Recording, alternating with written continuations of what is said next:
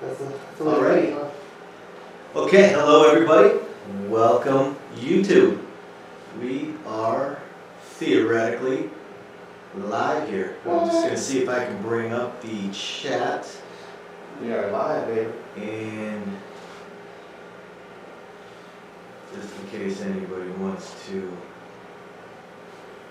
Oh, we are live, yeah. Sweet.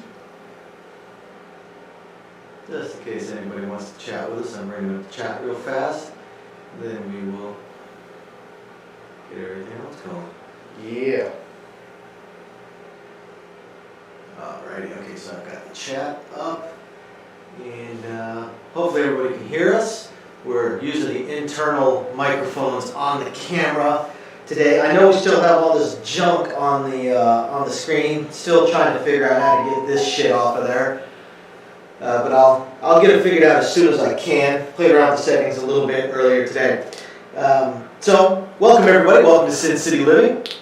I'm Jason. Louis. And we are live. We are actually live for once. This one isn't a test. We tested it before. Although this actually took me longer because the stupid program did an update, so I had to go through and relearn how to do everything again. Hey, we got our first chat. Hey, how's it going? Alrighty. So, hey. Alright, so for today's video and live stream, what we're going to do is we're going to answer a bunch of emails from our fans. We had a whole bunch of them. I had 9 of them on my list. So let me go back through and start finding them. By the way, guys, thank you for the coffees. Oh yeah. Got some coffee. Needed it. I only had 3 shots of espresso so far today. I need to kick up my intake, you know? And I got my usual candy flavored mocha. Alright, so the first email is from Jason. And you know yourself? He is, what is it, 45, with glasses? 160 pounds of twisted steel. Yeah! Sex appeal. Alright, he says that last time he was in Vegas, he got his butt kicked, the whole bunch of .7 outs, and all the short rolls didn't allow him to collect, much less press his bets. Says he typically plays place bets, does an iron cross here and there, but tries not to live up the iron cross strategy, which is good, because as you guys know from watching some of our other videos, the iron cross strategy is actually one of the weakest strategies out there. Weak. So he was heading back to Vegas, and unfortunately, I think this was a little while back, and we didn't get this film. And was looking to play shorter sessions, 30 to 60-minute sessions, instead of camping out at the table for hours like a lot of players do. And was just wondering if we had any kind of tips for him, strategy-wise. Well, the biggest thing that I would say is, you know, one of your mistakes might have been with the iron cross. It is, as we pointed out in the past, it's an extremely weak strategy.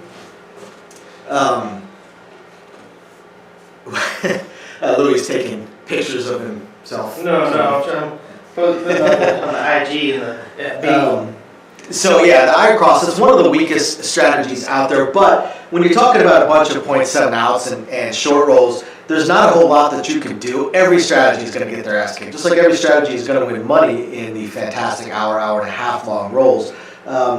One thing that I might suggest is if you're worried about a lot of .7 outs, start trimming down your strategies.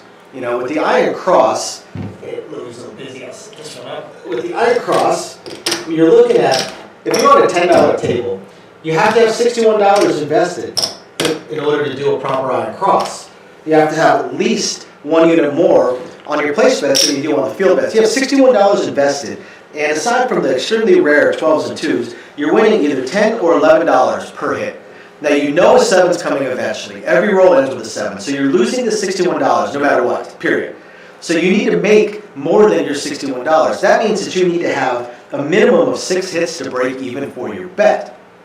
Since the 7 comes 1 in 6 times, you're going to lose money almost every single roll. Now again, that's almost every strategy, so you're trying to catch longer strategies in order to make, or catch longer rolls in order to make money, as all strategies do. But if you're just getting your clock cleaned, then you can trim your strategy down too. If you were, say, a mid-press player, nothing says you have to go 96 across. There's nothing wrong with doing 36 on the 6 and 8 and just mid-pressing those until the roll starts going. That way you have less exposure, you're hitting the more common numbers. So, if you're really getting your ass kicked, you can always trim down your strategy as well. Louis, what do you got for Jason? In terms of trimming down the strategy a bit, or I was like spaced out on that coffee. One more time. Let me read the email. I already closed it. Oh, you did? Yeah. He took a bath last time and just plays Iron Cross and was wondering what you could do on shorter trips. There's nothing wrong with just playing the pass line with the odds. That's a good point. I went out. Last time I played craps was, I want to say, maybe about a month ago. I bet $10 on a pass line and took odds. That was it.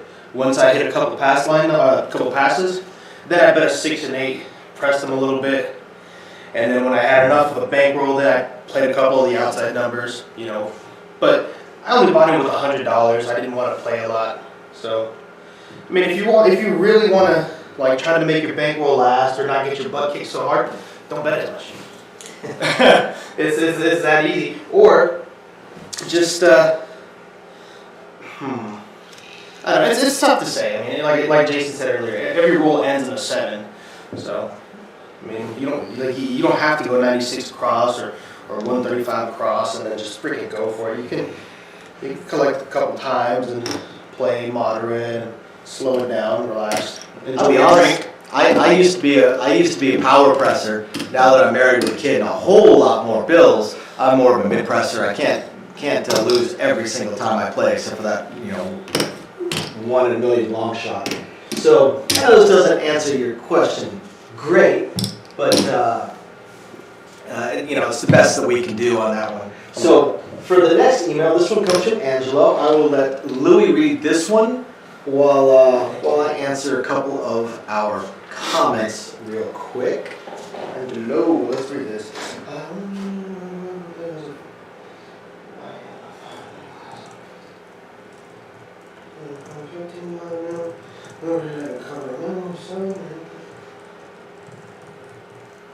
Oh.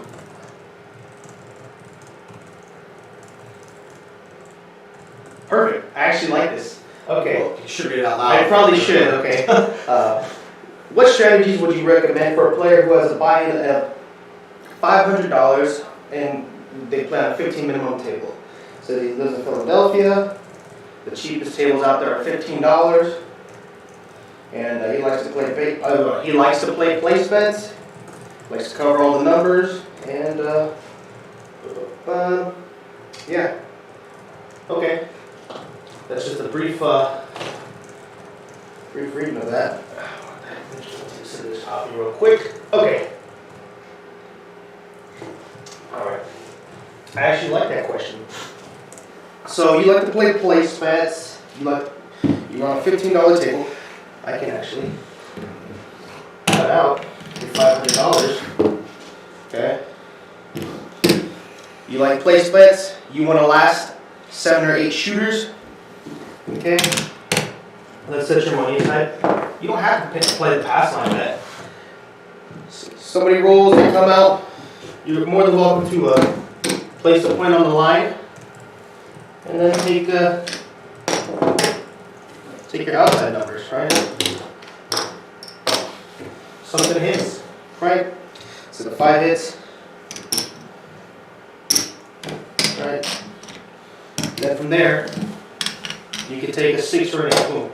Something else hits, let's say the 6 hits, boom. You can take an 8, and then you can build from there, okay? You don't have to bet every single number. You can hit something and build off of that. Let's see.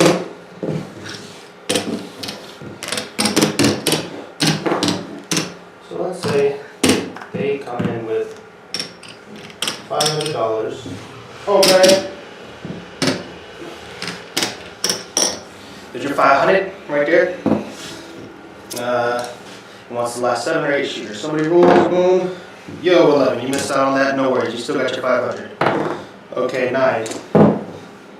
It's not going to cost much money to just take the outside from there. right? You only got $60 in action. $60 in action, then you can build from there. You collect, and then, then you build up your place bets and press from there, so on and so forth. And that's going to last you quite a bit of shooters. I'm not going to do all the math right now and say, oh, it's going to last you exactly this many shooters, but that's one way to play. It lasted a little over 8 shooters. There's another option as well, something else you can do. So apologies, folks. I'll get back onto those comments in just a second, unless Louis wants to respond to any of them. Another option, another thing you can do with this $500, like he was saying, $60 in action. Well, he's looking for 7 to 8 shooters. So you can even bump that up to $66 in action or $61 in action. And there's a couple things you can do. So we're looking at a $15 table, right?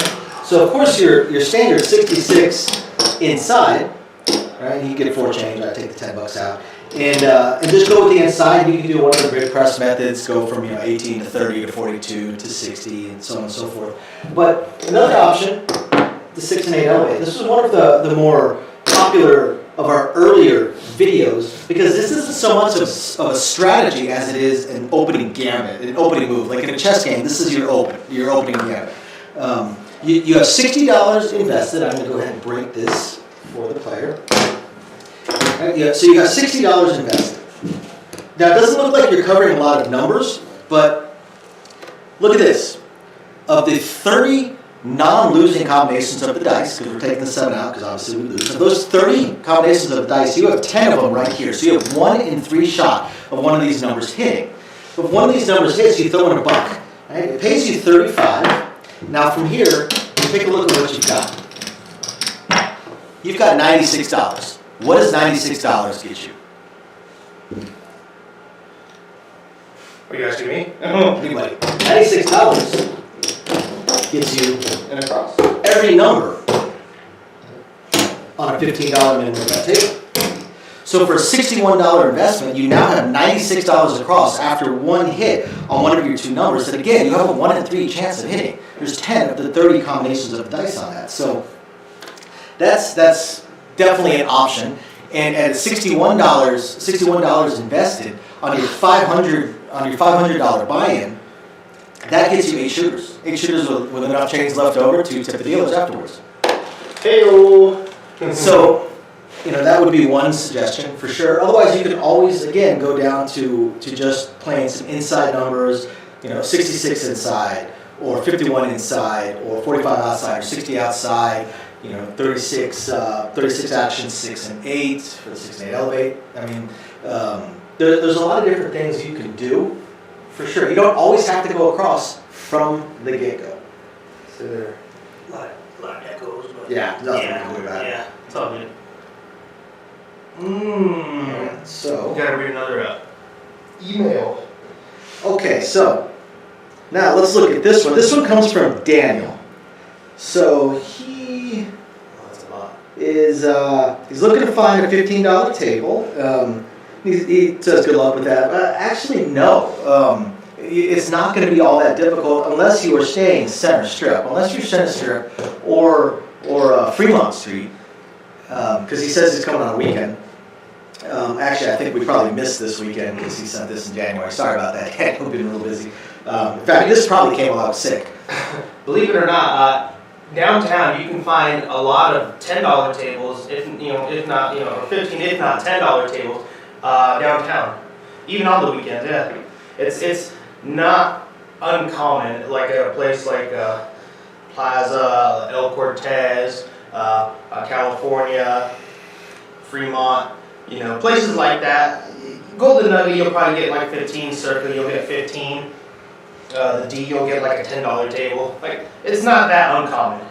It's on the weekend, Even Center Strip. You go to a place like Bally's, you'll find a $15 table. Paris, you might. New York. Maybe the Mirage. Treasure Island. It's not uncommon to to check out the places and find a $15 table on a weekend. Granted, if it's super packed, then yeah, they're probably going to bump the minimum up to 25. But it's not that rare. depending on where you go. Now, if you go to like a Bellagio or freaking Caesars, good luck finding anything below like a $50 table or something like that at one of those joints. And again, if you didn't mention it, you can also go off strip or away from downtown. There's some fantastic casinos out there that are not on the strip or not on Fremont Street that will have $10 or $15 minimum bet tables. So going on to the rest of his email, he was talking about, okay, this is an interesting one. He was talking about the strategy that we did where we set up an iron cross, and the standard iron cross is 61 action, but the player or the strategy was using the field when it hit to press the 6 and 8. Now there's a lot of different things you can do with variations of the iron cross. You use the field to give yourself a 9, a 10, and a 4, and then use the 5, 6, and 8 numbers to press themselves. Or you can use the field to just press those two numbers, the 6 and 8, because they are the two most common. These would be 18 each. 18 and 15. Okay. You got to be one unit higher. So you can use the field when it hits to press those numbers because, again, that's 1/3 of the non-losing combinations of the dice. So he says that he was practicing it. Says he's a little bit obsessed with playing a phone app on it. He's got a few hundred hours on it. And he says he's up about 6,000 playing like that. Now, of course, it's a phone app, so he doesn't know how realistic the random number generator is. But he says he starts with 25, 30, 30, and 15 on the field. So he's 100 in action. That's pretty easy, pretty straightforward. And the first, he collects full, he collects in every 5, 6, and 8 hit. On the field hit, he throws in $2 and presses the 5, 6, 8, 1 unit. Oh. That's not bad. Yeah, so something hits when he'll just collect it, but... And if it's a 2 or 12, he throws in $4 and presses in 2 units. Oh. Now, as you guys know from watching the press 1 unit videos, pressing 1 unit is an extremely underrated strategy that is much stronger than most of the strategies people have out there. And let's see. So once he gets to the 5, 6, and 8 to 50, 60, 60, then he uses the field to place the 9, then uses it to keep pushing the 9 up to 45, then bring the 9 to 50, and then he goes to 10. Does he ever press his field bet? And yes. Next field, he gets the 10. Oh no, he saves. He doesn't do the 10. After he gets the 9, so he's inside. Once he gets the 9 to 50, so once he's at 220 inside, the next hit he saves $10, and then the next field hit he uses the saved $10 to press the 5, 6, 8, 9, and then he bumps his field bet up to a quarter. And then every field hit after that, he presses the inside, 5, 6, 8, 9, the 1 unit, collects the $3. So he does 22 inside pressure. He says, it's fun when you get a long roll and the 9 hits because you get paid twice, which is absolutely true. He's wondering what our thoughts would be on how this would work in real life. So this would be a green now. So I'll go first. My thoughts on this are it's awesome. It's excellent. Like we say, you don't have to commit to everything, every number. You can use other stuff to build yourself up there, so you have less of your bankroll committed. And yeah, it's a fantastic strategy. The pressing of 1 unit or 2 units, again, super underrated as far as strategies go. Right. The only thing that I would say on this strategy that I am not a huge fan of is once you get to this point. Once you were at 220 inside and you're pressing at 22 inside every time this hits. Yeah. That would be a very, very strokey and irritating press. That's my thoughts exactly. Roll. At this point, I would, at a situation like this, I would actually use the next field hit, because you're already at 220 inside. You're collecting pretty good. So I would use the next field hit and do a 4. And then the next field hit and do a 10. Right. And at that point, I would drop the field, and I would go to a mid-press. If you really die hard about hitting the 2, 3, 11, 12, then just start doing a $25 horn high 12 or something. But I would use the field to go out to those numbers, because once you're in the green, most people start treating the green like 1 unit. If somebody's at $60 8 and they say press me 1 unit, I automatically bring them up to $9.90.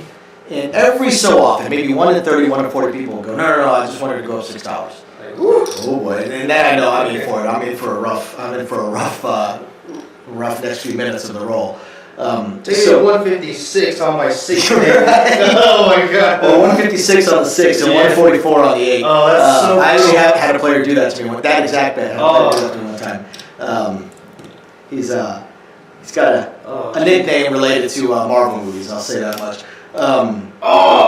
So, and that was, I'd only been dealing for a few months when I ran into that. So that's my thoughts on it, is that I would modify it slightly and go to the 4 and the 10 and then press 1 unit. By 1 unit, I mean the greens. Right. But otherwise, it's an excellent strategy as far as strategies go. Louis, what do you got on it? Right. When you're playing with the reds, you know, and you're doing the $5 increments and the $6 increments. Once you get to this point right here, right, then I'm gonna agree with Jason. You might as well take the field bet down, get you a 4 and 10, and do a quarter on the C and E or the horn highs or whatever you want to do.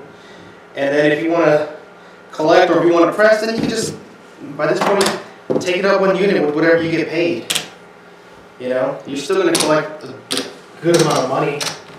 Then you come back up on your horn, you still collected $15, and then you went up. Next time that 8 hits or something, you go up another unit.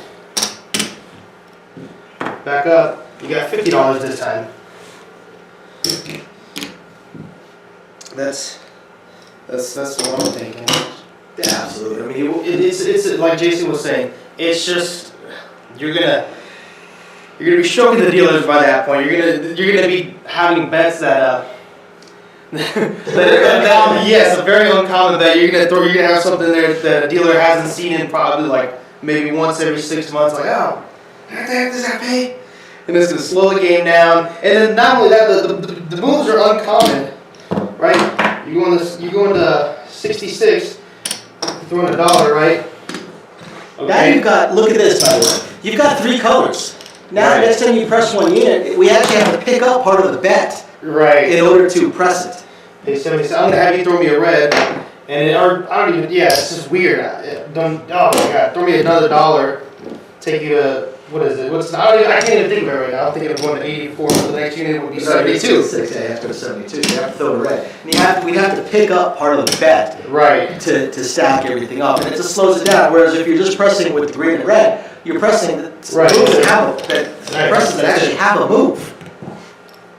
So yeah, that's yeah.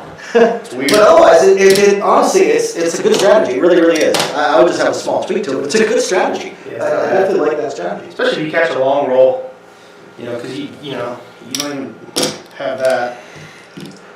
That's all you got, or something like that. Okay, it's not bad.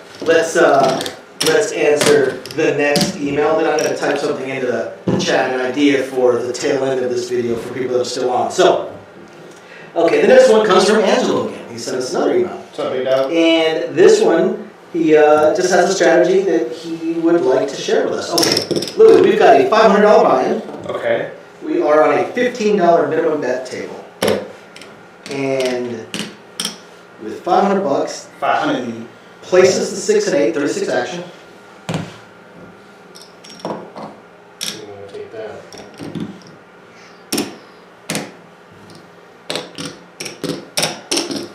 Okay, this right here is just starting to move. So, like we talked about before, you don't need to commit to everything. Right there, you've got a third of all the possible non-losing rolls. So it's not bad. So when one of them hits, he throws the dealer $9.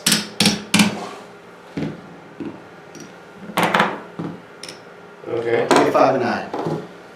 Oof. How much does he want? 5 now? How much do I even have here? I got, what is that? What the He hell? got paid 21, so he has $30. He's gonna need $1 back then. No, he got paid 21. He threw with 9. He's got How much did I $30. pay the guy? I had no idea. I paid him 42. That's what it was. I'm All getting right, confused so over he throws in $9, There it is. and Ah! give me a 5 and 9. So Okay. for a $45 investment, he has 66 inside. Now at this point, like we talked about how these two numbers cover 1/3 of the non-losing rolls. Mhm. Well, right here now we have 18 of the 30 non-losing combinations of the dice. So now you're recovering over half of the roll combinations that don't lose. So yeah, after that he recommends like a mid-press strategy or just press however you want. So yeah, that's the strategy that Angelo has sent us. What do you think, Louis? Not bad. Confused the crap out of me. I'm sorry, This guys. is the way you paid it. Yeah, I know. I paid you wrong. I haven't dealt anything below a quarter game in a while, and for some reason, I just assumed, I assumed it was 36. And I paid it 42 like an idiot. That's my fault. Sorry, guys.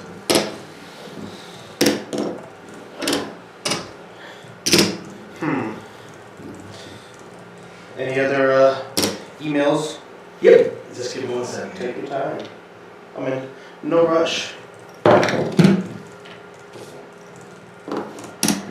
Okay, so the next email is also from Angelo. I think we actually shot a video of this, but we're going to go ahead and answer it anyway. Yeah. So we all know, or most of us, that craps is an extremely superstitious game. It's either the most superstitious game or the second most superstitious behind Bach. It's hard to say. He was wondering which superstitions annoy the dealers the most. Well, I got a few. Okay. Louis, go for it. What do you got? Wait a second. No, I'm fine. Alright. What do you got?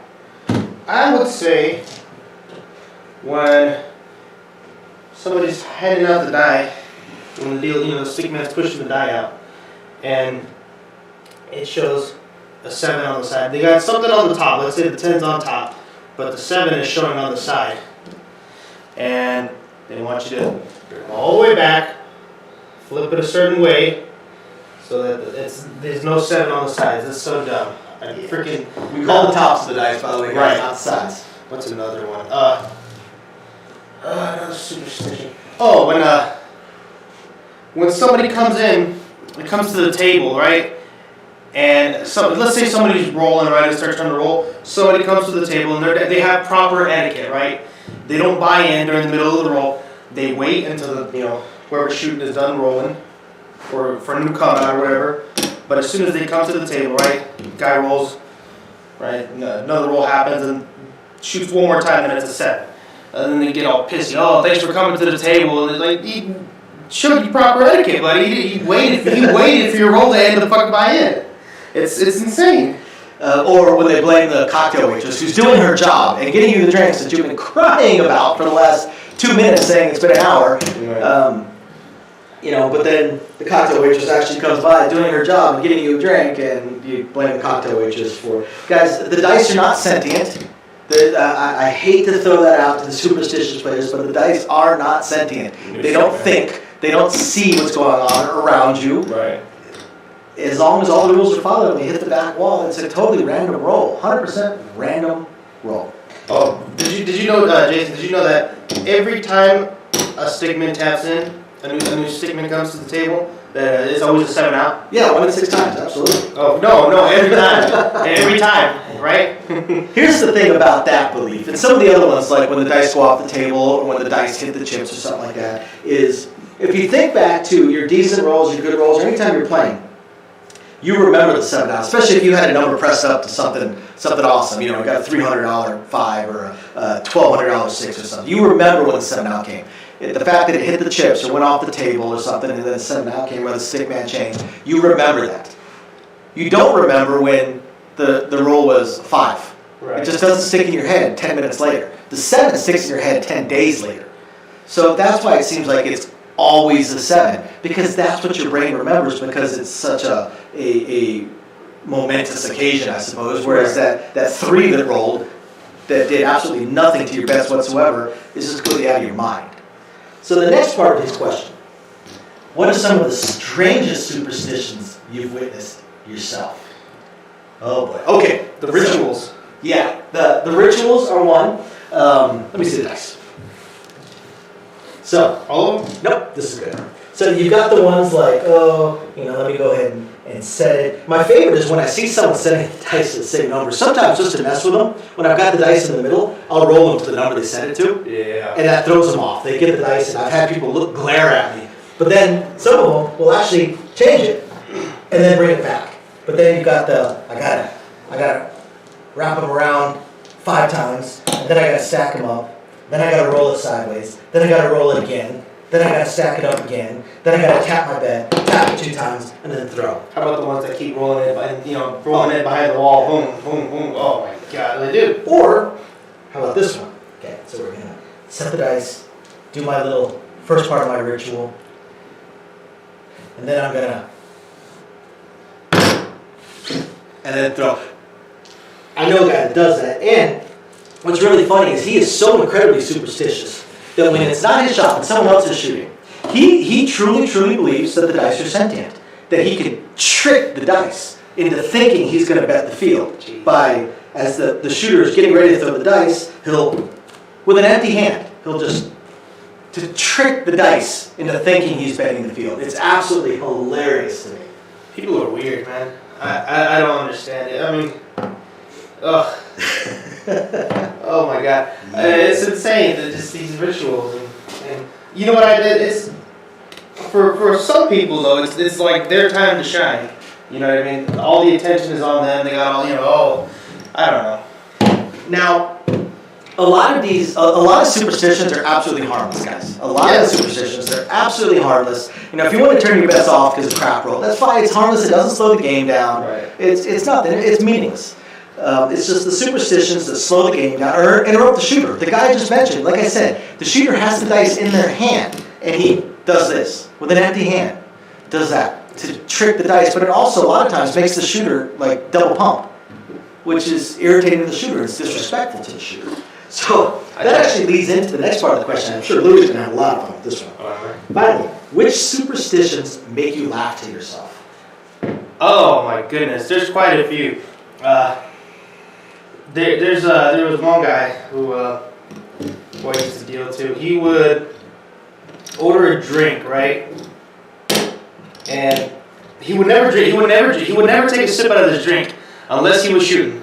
Unless he was shooting. And before he would shoot, he would like do the ritual, and then he would always take like a sip, the babyest sip of this drink, and then roll. His drink would last him 200 rolls. I swear to God. Like if he was actually sipping off of it, a 20-minute roll, and he would be drunk. But that same glass would last him forever. It's insane. It's like it's not a lot of they're like it's like this much, right? Like, it's like that much. But it would last that man like hours, and it's insane. It's like, dude, if I'm going out, that little bit of whatever I'm drinking is not going to make it past 5 minutes before I order another one. Good lordy, lordy. There's some more that make me laugh. It's tough to think of them off the top of my head.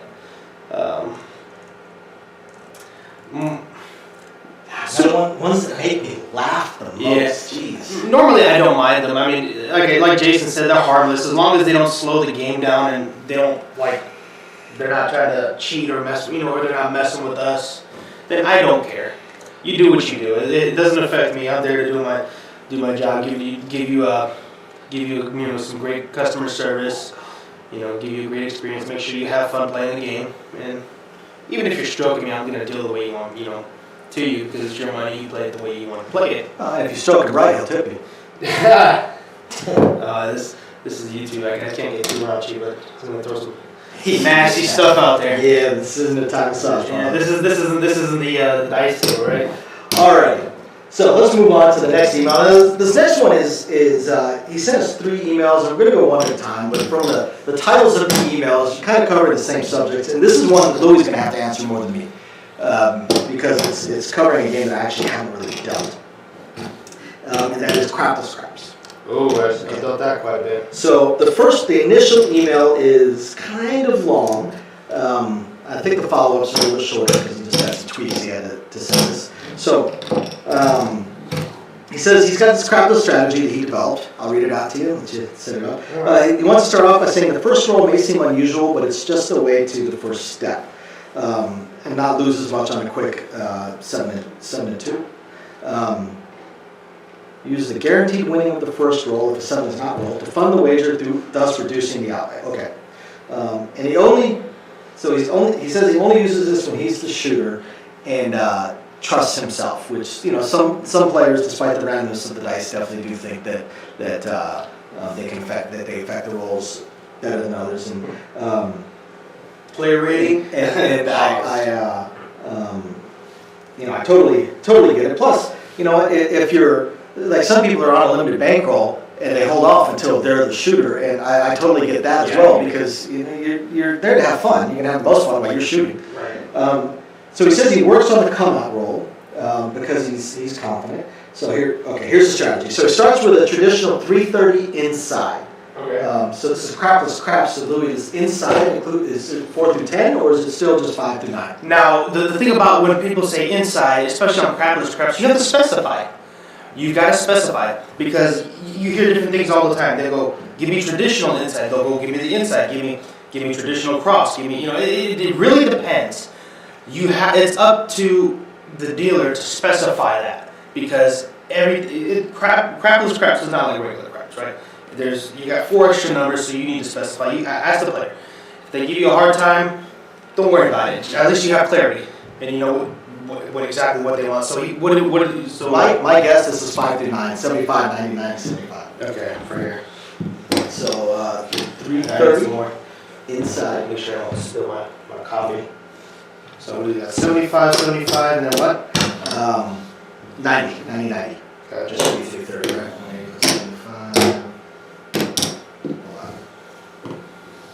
330. Okay, so 330 inside. The math checks out. Then he does the 4 and 10 for 50 each. Okay. Now the come out roll, he does 20C, 10. You know what? This is on crapless craps. Yes. This baffles me. Why? I don't mean to dump all over your strategy, but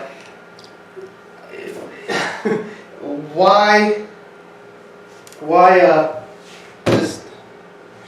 would you bet the horn numbers or the C and E when you can place them? Especially with the come up. Sorry, I probably sound like an a-hole, but it always confused me. That is actually a good point. Although, if you think about it though, at the level he's playing, it's a smaller investment. So he's got how much? 20 and 10. 20C, 10E. 20 and 10. Okay. Okay, so he says he's got every number covered except for the 7. And he says he's probably going to do a $30 pass line bet, even though he's got these other numbers. And he works on the come out. He did mention that. What? So he's working on the come out. Even more so. Sorry. I'm sorry. We were working on the come out. Okay. And, this is also a good question for you. He's guessing that the table's not 3, 4, 5 odds because it's crapless and you've got the 4 extra numbers. So he's guessing that they're probably 5 times odds. I mean, what do they usually do? So where I'm at now, it's still 3, 4, 5, 2, 2. So 3, 4, 5. Oh yeah, 3, 4, 5. Yeah. So 5, 4, 3, 2 on the 11, 2 on the ace deuce, and then 2 on the 2, 2 on the 12. Okay. True odds for that would be 1, 2, 3, 4, 5. right, 1, 2, 3, 4, 5. But we can where I'm at. But I've also dealt at a place where we've done 10 times odds.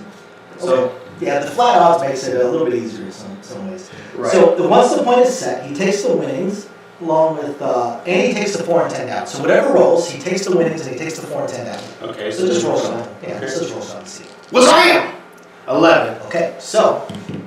What do we got there? So we're going to say he takes it down because it sounds like he's taking stuff down. So 116 down.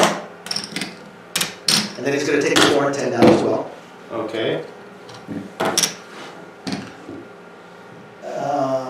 And then I would have to mark it 11. Wait. Okay, so not so much down. Yeah, you mark the 11, but he says he takes the winnings and the 4 and 10 and presses the inside. Ooh. So Press the 5 and 9, 35 each. Oh, 5 and 9, 35 each? Press the 6 and 8, 42 each. Oh, this is already weird. Okay. Alright.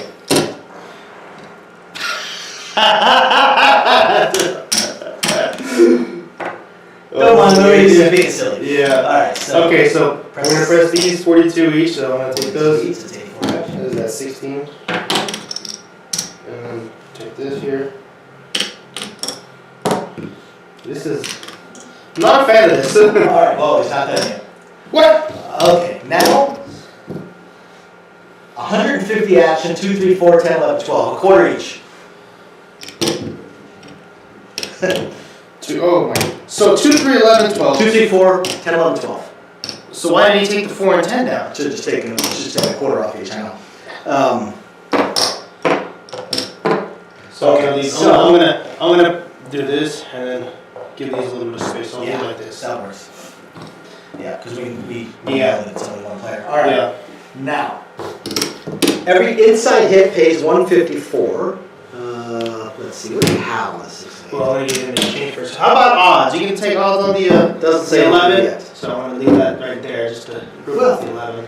Remember, he's the shooter, so he probably does this just because he has to in order to shoot, because he's placing everything. Yeah. So he may not. He probably won't take odds there. So let's figure out what the hell. Oh, we have one. Wait, no, It'd be insane not to take odds because on the 11 it pays 3 to 1. Pays 3 to 1. We have 132 on the 6. 6 and 8. Yeah. Jesus. Okay. This is weird, huh? Yeah. So yeah, it pays 154. So 5, 6, 8, 9. They pay 154 each on the inside numbers. All right. So if an inside hits. Okay.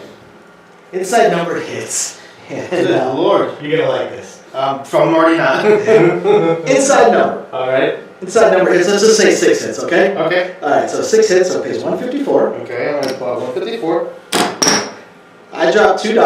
Okay, that's 156 total. Press my 2, 3, 4, 10, 11, 12, 25 each.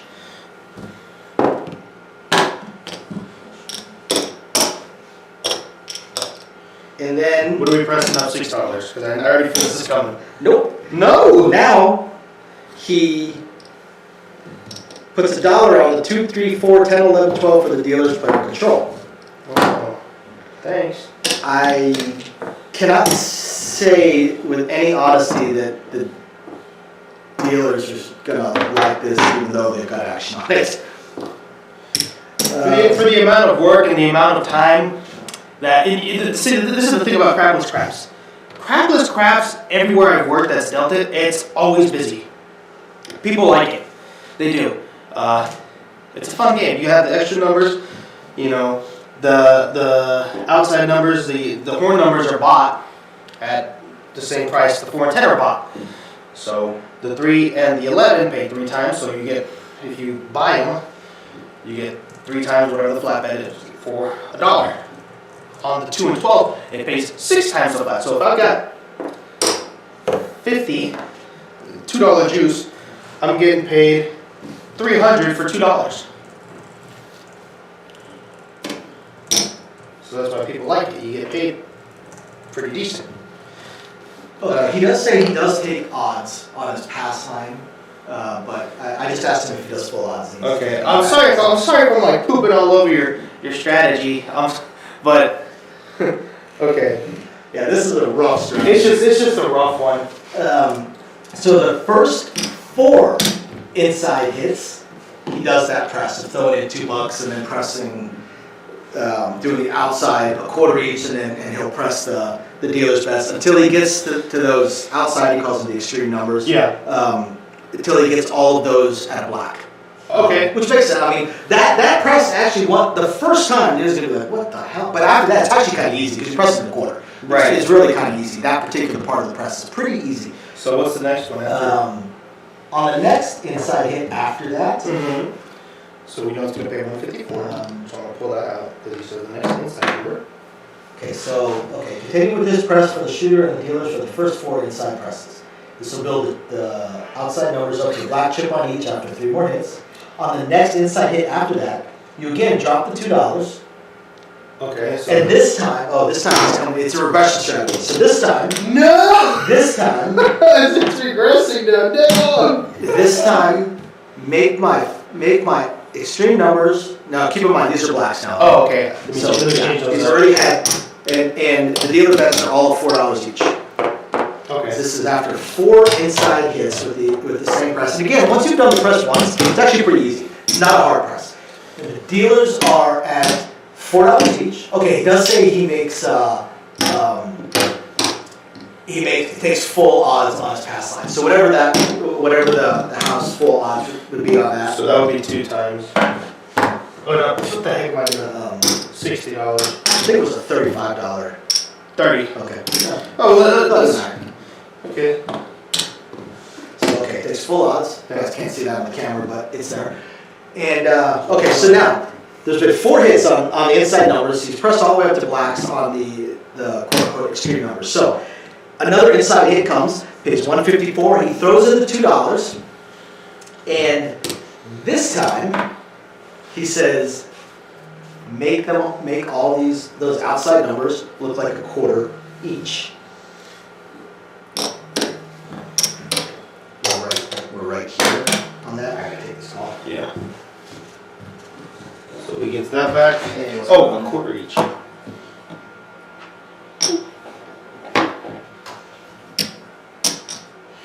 Jeez Louise, this is a brutal one.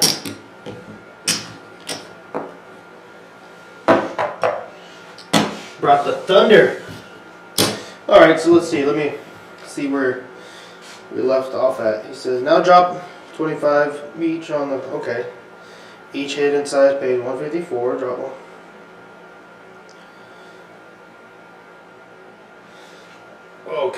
Okay, hold up now. Hold on now. Where am I at? I'm lost now. Now I'm lost. Drop $2. Okay. What the heck? Where am I? Control, this will build up. 2, 3, 4, 10, 11, 12. Look like 25 each. Press blah blah blah. Finally. I'm lost now. Hold on now. What the heck? Where did we last leave off on?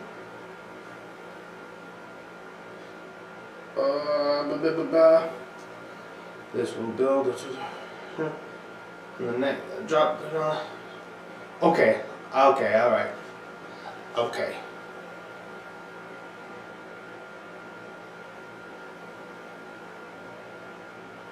Oh, never. Huh. So they just take same bet afterwards. Drops them down to a quarter. We look like $5 a piece.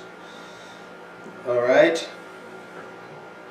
He collects his, whatever is $600 or something like that, and he makes us look like $5 each. Blah blah blah.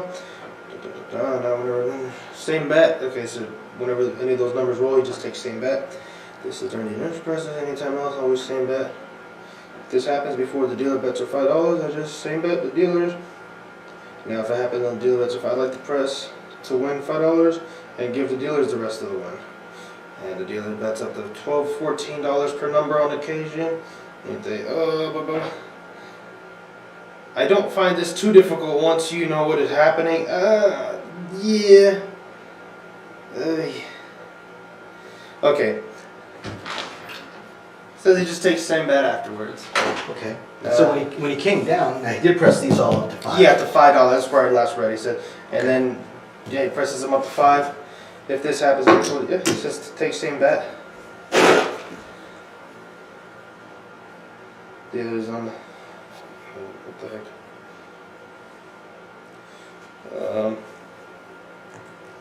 Yeah. I'm not a fan of this one. I'm sorry. Yeah. Real quick, I'm gonna do a quick backwards jump. I forgot one thing on superstitions that I do want to talk about because it just came up in the comments. Don't players. I absolutely cannot stand pass line players that get mad at don't players and think that the player is betting against them. Oh, I agree.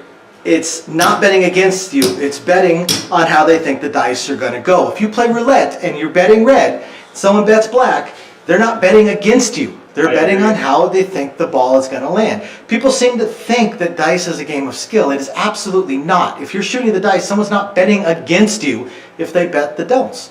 In a way, they're kind of betting for you. They're betting that you're going to hit the most common number. That's what it is. Okay, so that finishes up that first part of the email. So now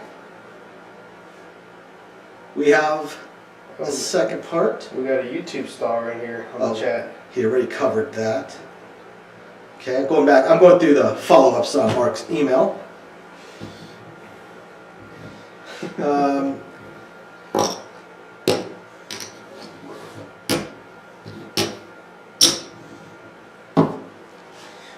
So, okay, just a few minor follow-ups. So yeah, there we go. That is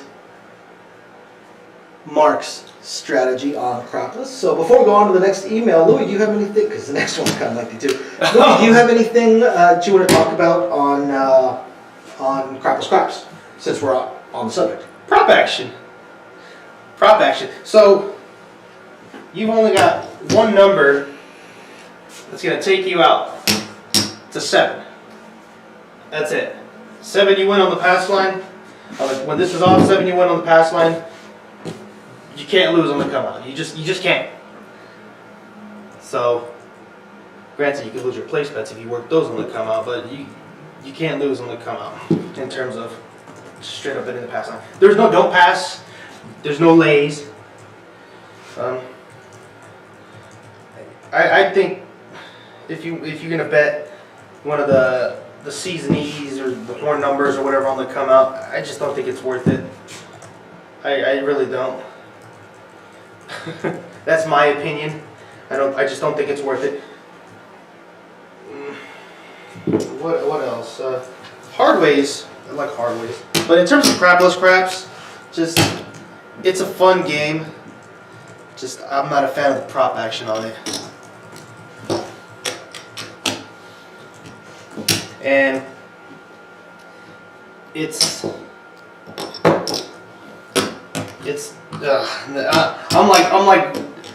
got like war flashbacks going on right now after setting up that strategy. It just threw me for a loop, that's all. There's nothing wrong with it. I mean, if I were to deal that in real life, I wouldn't say anything. I would shut up and deal. Anytime you made a bet for us, I would, hey, thank you very much, we appreciate it. But that's something, that kind of system right there is something I would take my time on. You know, if I was dealing to, I'd have to take my time on that for sure. Definitely not going to be trying to fly through on that. Right. Okay, so this next email comes from Buckeye Slim, who actually has sent us a few emails, but this is the first one that he sent to us. And let's see, he says that he saw this strategy on another channel, but that they got it from us.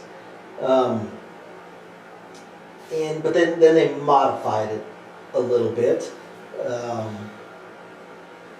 They named the initial one they got from us the Jungle, and they call this one the Jungle Fever. And it's set for a $5 table, but it can of course be adjusted for any table level. We'll look at $5 table. Okay. So here's what we're looking at. Louis, talk to me. We've got $5 table minimum. Yeah. The initial investment per shooter, it looks like, is $81. So phase 1 is establishing the point. So you start with a $5 pass line bet. I got my $81 right here. Okay, perfect. $5 pass line. You know what? The best spot, is right here, because the odds can be shown right here. It's on the camera. All right, and 81, $5 pass line bet, dollar any crap. Obviously, if anything hits, you just keep going. You just repeat the bet. So if like a 7 hits, winner 7, then you'd win $4 and bring the crap back up. Okay. Makes sense. So once a point is established, begin phase 2. So let's go ahead and pick a point. Roll a dice. Either one. Shazam! Winner 7, so he makes $4. 5. No field. Alrighty. So now the point is established. Yeah. 64 across, including, and 10 in odds. $2 CD.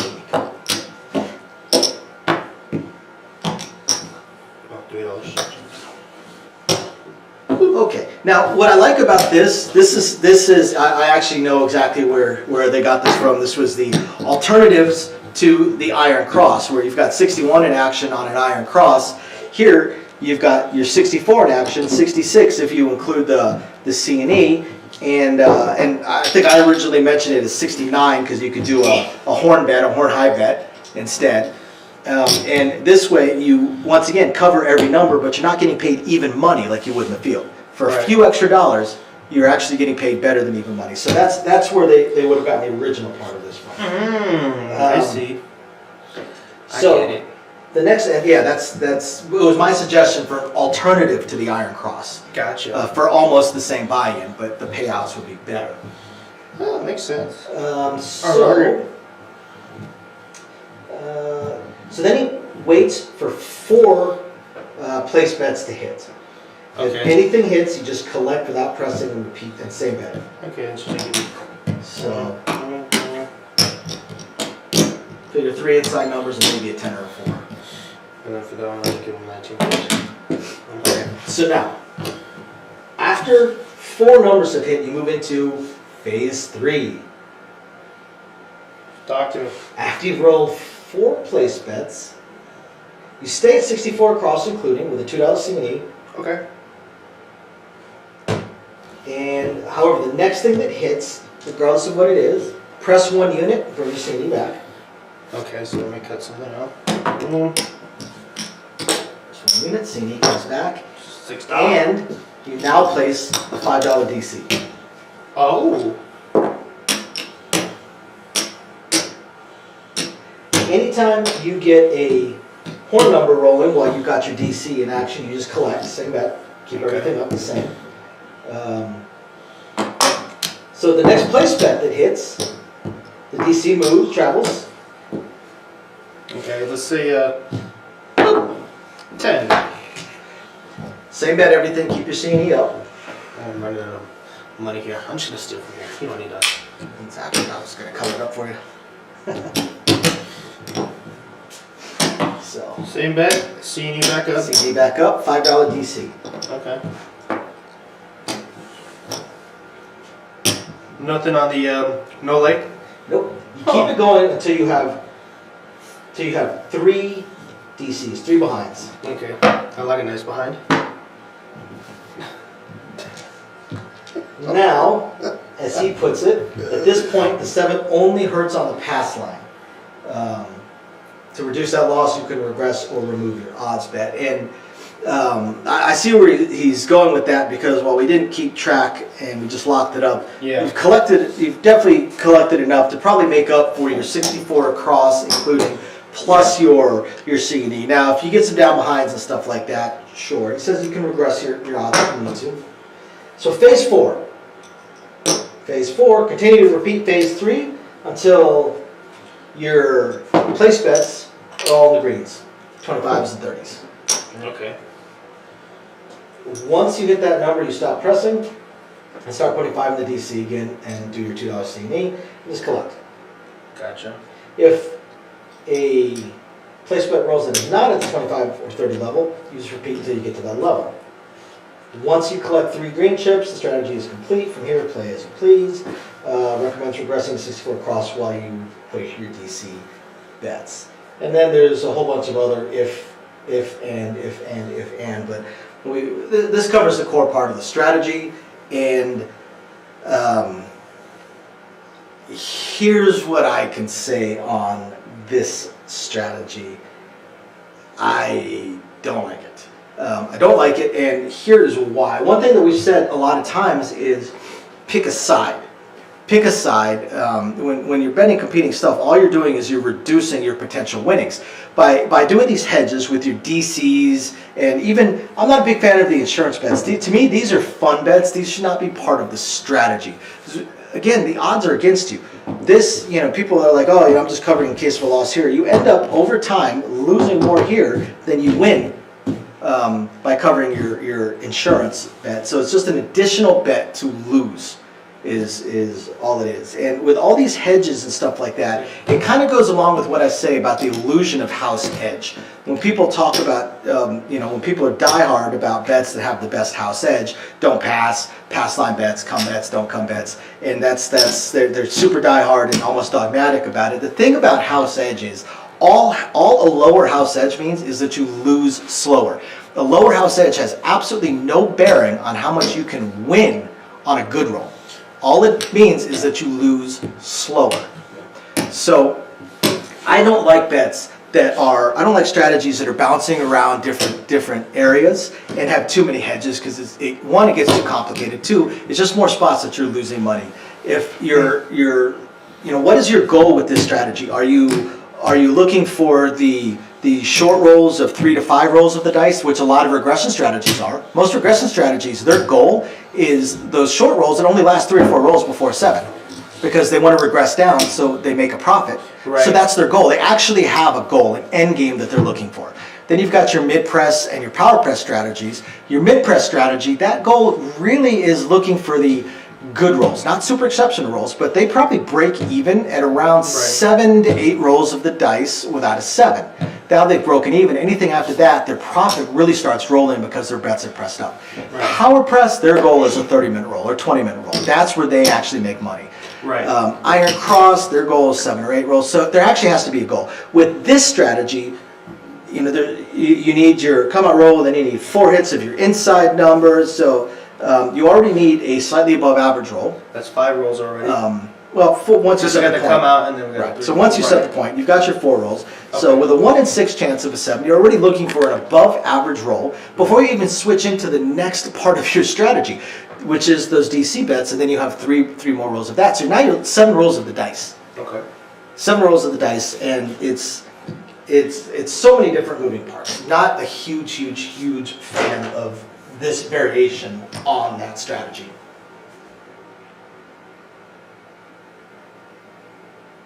Wow. No. I gotta leave it. Okay. So, yeah, that's to me, not a fan of the strategy. Not a fan of the variation of the strategy. Louis, what about you? Anything with like kind of a hedge, something like that, where you're playing the little, do we don't, and you're hoping to get a little something back. I'm not a big fan of. We've talked about it multiple times. Like Jason said, in terms of hedging, we're just not fans of it. Now, if you wanted to keep playing without doing the DCs and all that, that's fine. It's not a bad strategy. Yeah, the 64 across with let's say an 8 or a horn or something like that, just because you want to cover every number, absolutely. And then go for some form of pressing, of course, absolutely. Okay, so You got another email? next one also comes from Buckeye. It's another strategy. This one called it the Sosa 7. Hopefully that doesn't mean there's cork in the bat. It's based off his friend's name. So he says he's tweaked it a bit, and this is the way they want to run it. So it is created by his partner, Corner Boy Sosa. Here it is. It's designed for a $25 table, but of course you can reduce it for anything. Basically, think of the bet in $12 units per $5 table minimum. Okay, that makes sense. So if you're a $5 table, you would do $12. Okay. Yeah. So place bets need to be double the table minimum for the strategy to work properly. Okay. So on a $25 table minimum, $25 minimum. he recommends a $300 to $500 bankroll. So that's a pretty small bankroll for a $25 minimum bet table. So it should be an interesting strategy. Yeah. Step 1: wait for the point to be established. Okay. Bam. Boom. Boom. It's established. All right. So you're only gonna make this bet once the puck is on. It's on. $10 hop the easy 6, $10 hop the easy 8s, Okay. $40 field, Oh, hold on now. How much on the field? 40. $40 field.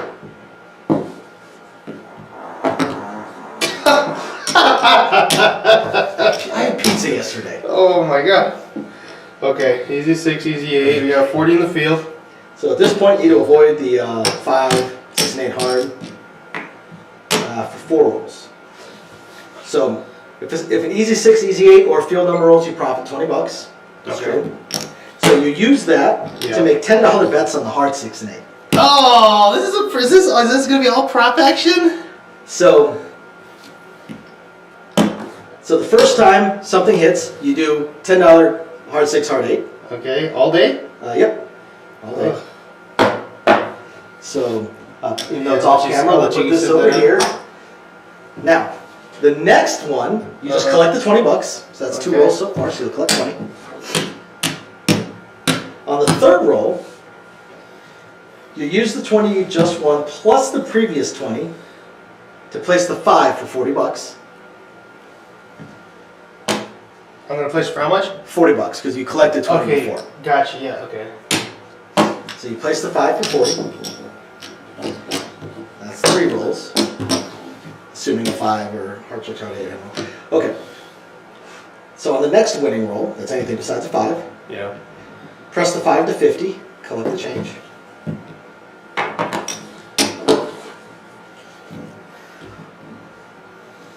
That's 4 rolls. Are we gonna bring this back up every time? Yep. These two? Yep. Everything comes up. So collecting. Keep all the bets as they are for the next 3 rolls. This will profit a minimum of $60. For the next 3 rolls? Yep. Getting you completely out of the hand with 130 in action after 7 rolls, which is where he gets the name Sosa 7 from. So let's do 3 rolls real quick. I want to see. Let's see. 8, easy. Okay. Well, he would start out. Remember, he's starting out with just. But we're already here right after the next. So we've had 4 rolls so far. So okay. So now let's roll 5, 6, and 8, okay. or 5, 6, 7. So 8 easy. So 8 what is that? easy. 60, $10. Because he's got to stay up on Correct. that. So he gets Makes $10. $10. 6 easy. Another $10. Yep. One more time. Okay, let's skip that one. 9. Let's He skip makes that one. 40. Yeah. Oh no, he makes Let's say he makes 20. something else rolls, right? makes 20 there. Let's say If it's a field number, he's gonna make 20 right. Okay. because Keep he's him up got on to keep that, yep. everything else up. Okay. And this is how much you made? 45. Yep. All right. Is that how much you say you're Plus going? anything else he may have collected from before, I'm not sure. Maybe a hard way or something. It's still been the same. Eesh. Weird. Okay, but he's collecting little by little, so long as the Alright, second doesn't. then there's a couple if and ands afterwards. You know, once the strategies start looking like computer programs, if this and that, I kind of start checking out a little bit. But that is the core strategy. So, Louis, thoughts?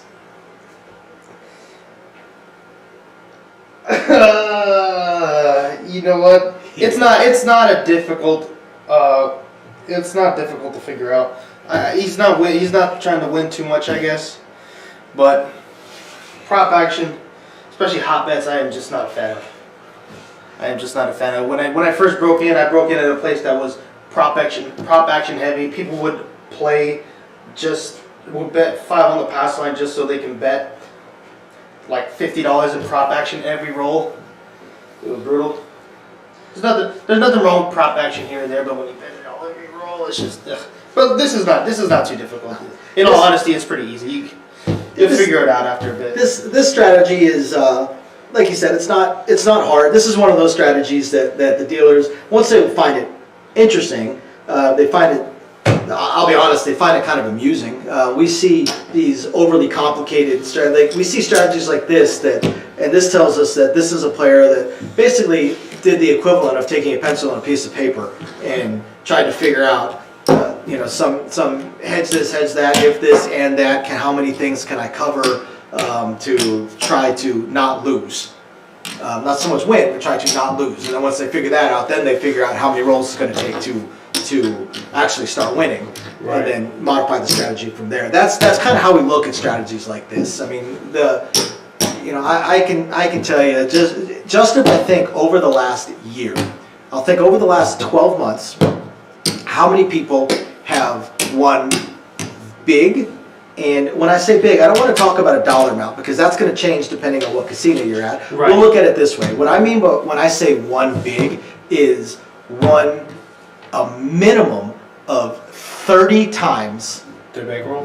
not their bankroll, their initial investment into the shooter. So if someone were to say invest $100 into the shooter and they ended up coloring up $3,000, I'll consider that a big win. So if I think back to all the people over the last 12 months that I have seen hit a minimum of 30 times their initial investment, up to, I've seen people buy it for $100 and color up 25,000.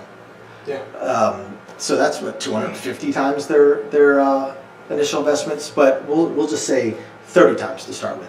When I think back to all those people, not a single one of them had an overly complicated strategy. In fact, every single one of them was a place better that did a mid-press, and eventually, once the roll was super hot, maybe across the 30-minute mark, 40-minute mark, switched to power pressing. Yeah. Every single one of them. I'm not saying that come betters and such like that don't win, because they absolutely do. But in similar roles, come betters did not win as much. Don't players obviously didn't win. Iron cross players didn't, because at a certain point they switch to the place bets and then go mid press and power press, but they're too far behind the other players. So once the roll ends, they're 20 rolls behind on that. These really tricky, overcomplicated strategies, they just don't win that much if they win at all, and they can lose so much. I mean, if this were a 0.7 out, then the player loses. It doesn't have a whole lot invested, 40 plus 20, so it's $60. Right. But again, when you look at this, how many rolls does it take to make up for the 1.7 out? Because what's he winning per roll? Nothing at first. Right. The first 5 rolls, the first 6 rolls he wins nothing. Yeah. And remember, a 7 comes 1 in 6 times. Yeah. So that's why these overcomplicated strategies I'm not a huge fan of as a player. I don't mind the grinder strategies. When I see the grinder strategies, that just tells me a couple things. Either one, the player is what we would call a flea, or two, it's somebody that's trying to kill some time. Yeah. If I'm going to go to the movies and I get there super early, maybe an hour and a half early, decide I want to go play some craps, I'm probably not going to power press. I'm not looking to lose my paycheck while I'm waiting to see a movie. So I'm probably going to go to a much smaller, much more conservative strategy that's kind of more of a grinder type strategy. Right. Just because I'm trying to extend out. I'm not trying to win money. I'm just not trying to lose either.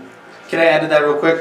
Yep. Now, if I go somewhere, get there a little early to watch a movie and it's a $3 table, you better leave up. That's a different story. Yeah, but they got a $3 table. Give me 18 across. I'm pressing every time something hits. I'm pressing. But I'll tell you this: if they have $3 tables, I'm probably not comfortable sitting in the seats of their movie theater. not without making sure my shots are up to date. Yeah. Okay. So we've got another one from Buckeye Slim. This one is called the Cover 2. The Cover 2. So initial investment. Okay, $5 table again. Initial investment, $40. I like it already. Smaller investment per shooter it's a good thing. It's definitely a good thing. Yeah. For most players. So you start with an $8 pass line bet. What? Oh my and God. a $2 seat. Hold on now.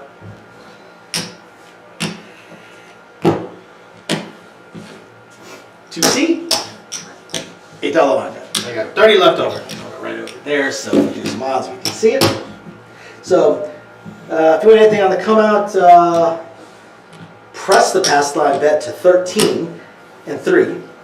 Okay, so anything hits. You win $8 there, then you've got 16 to work with, so you can do 13 and 3. Yeah, no matter what happens. You got 14 to work with here for crap roll. So either way, you press the 13 and 3.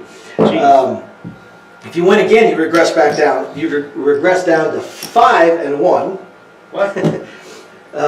Yeah. So those are the if ands. We'll just skip that. Okay. So once a point is established, you move on to step 2. Gotcha. I'm gonna mark something. Yep. I'll mark a 4. Make an $18, 36 action, 6 and 8. Oh no, wait. I'm sorry. $18 bet on the 6 or 8.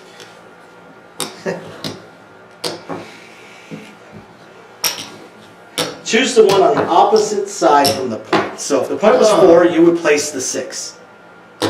No. Just one of them. But if the point was 4, you would place the 8. If the point were 9 or 10, you would place the 6. Basically, if the point's down here, you got the 8. If the point's up there, you place the 6. So I got $12 left over. $1 each, hard 4 and 10. Okay, hard 4, hard 10.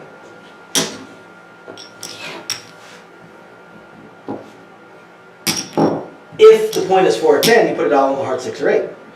Okay. Whichever one you haven't placed. So you'd only put a buck out. You would do a hard 6 for a buck. Oh, okay. Okay.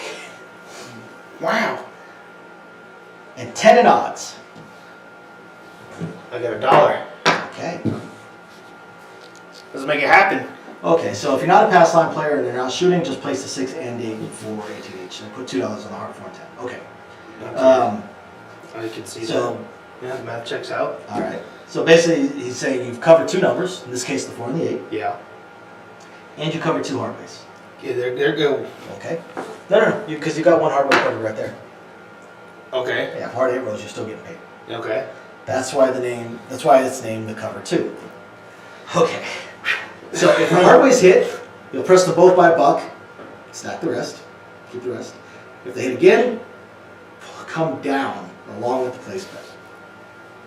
And then you made $19 off that round. Big your odds behind the pass line and just shoot away for the point. If the hard ways fall, bring it back up. If you're at the end of your bankroll, just let them fall.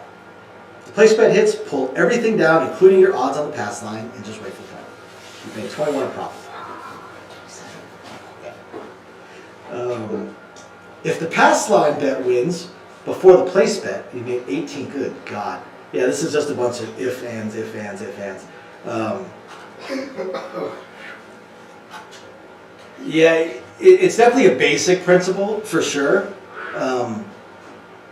I'll be completely honest. At first, I look at it and go, yeah, I don't like it. It's too complicated. But it's actually not complicated at all. And because you've got 1 place bet and you've got either 1 or 2 hard ways, and that's it. And then outside of that, you're covering a couple of numbers. You've got a couple of hard ways. So basically, this is a strategy just for a smaller bankroll, a smaller at risk per shooter. So it's not bad. The initial setup of this, it's really not bad. My initial gut was I really don't like it. But when I look at it, there's really nothing wrong. It's not hard. No, not at all. It's not super complicated. No. The only thing I don't like is the regression part of it. Can I Go for it. So you said a $40 buy-in, right? Pass line bet, right? Why not just do a line bet, right? And a world bet, you got $30 left over, something hits, take the odds. $30 odds, boom! You're done. No, there's plenty of ways to play that. Definitely different ways to do that one, but not terrible. No, not bad. It's not that difficult. No, not at all. Not at all. Okay, last email. This one comes from Jeff. So he's got both the strategy and then he's got just some random questions. Ask away. And so the first part, the strategy. He mostly plays 160 across, but he's thinking about doing something different. $1.60. He'd still place the 5 and 9 for 25 each. Gotcha. With the intention of power pressing. I like it. But instead of place bets on the even numbers, just $10 on each of the hard ways. Okay. With the intent of full parlays. I like it. And then re-up the hard ways and easy way rolls. Just something he says is in his head right now, and wondering if we could flesh it out, make it a little bit more playable, and fucking A. And sorry guys, It's killing me. Yeah, I'm gassing Louie out a little bit. So, whoa, wow, holy cow! I'm gonna let Louie flesh this out for a second while I go light a candle. Why are you leaving me with a fucking steak? Oh my god. Jeez Louise. Oh my god. Left me with the steak, guys. This is brutal. This is gross.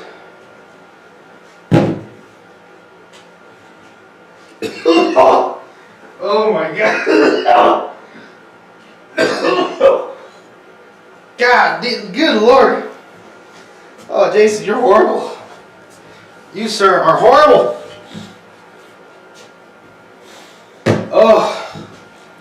Oh my god. Oh, good lord, that was bad. Okay, let me read this email. Jeez Louise. Oh, fucking man. Okay. Read up my hard ways. This is very much. Thank you. Oh, goodness. Can we turn off the heater? Yeah. This is making it worse. Oh. Oh my god. Thank you. Okay, so he was wondering about it. Yeah, I like it. In all honesty, I like it.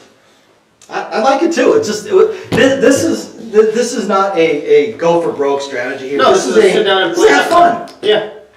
Yeah, this is a strategy I really like. It's easy. Let's I can actually mess around with this a little bit. He said he wants some thoughts on it. Okay. Let's see. Let's just have a couple rolls. 10 easy winner. Okay, don't worry about that. You bring this hardware back up. Take it hardware, bring it back up, and come out. Whenever I play personally, I always work the hard ways. Always. Yeah. Dice Always. no, let's say Yeah. So 6 easy. That's another $10. Bring that back up. That's $20. 6 easy winner. Okay, another $10. Bring it back.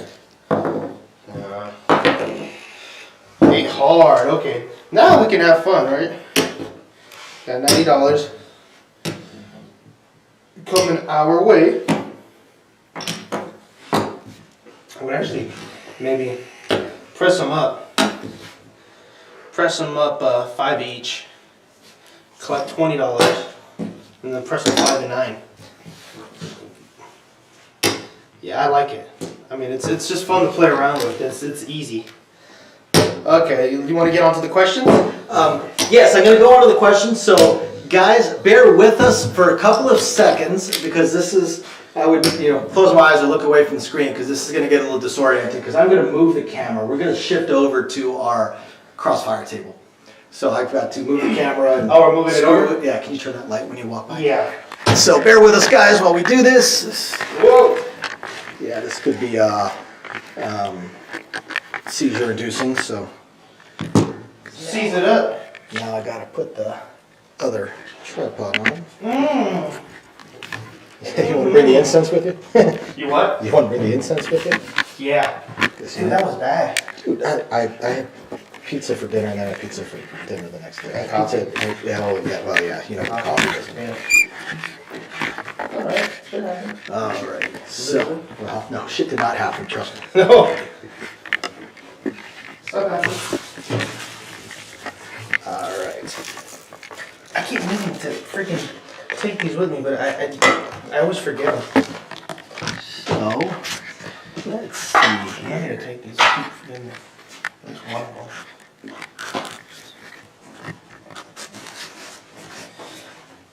You want me to clear this table up a little? Yeah. No, you're fine. Have a seat. Sit down. Let me just make sure it's tall enough. I'm gonna keep this on my side over here. And, okay, so I'm not going to be able to see the comments on the computer for right now. I got them on my phone right here. All It's right, okay. so, let's see here. Let us look at the questions. Alrighty. Question number 1. How's Las Vegas after a couple weeks without masks? I love it. I love it. We're open. Ready to rock, baby. Not only are we open, we are busy as heck. The very first weekend, the very first holiday weekend after the masks was President's Day weekend. And one of the things I was talking about with some of my coworkers is that this is absolutely ridiculous. Like, you don't think, oh, President's Day weekend, we're going to be slammed, because it was just ridiculously busy. But it's probably because it was the first weekend, holiday weekend, without the masks. Yeah. And the biggest reason that I love it is that 99% of the problems I've had over the last 2 years, from problems with players to having to kick players out, having to kick players off the table, dealt with masks. Now that that's gone, I can go back to doing what I consider as the best box, a silent one. I don't have to constantly be correcting people and kicking them off the table and all that. I mean, it absolutely sucks. It really does to have to be, basically threatening to the players. Like, you need to keep your mask up or you're not going to be able to play. We're going to have to remove you from the table. But it was a rule from the governor down and then through gaming, which meant that we would get fined, and that has actually happened to many casinos. They get fined, they get shut down for 24 hours.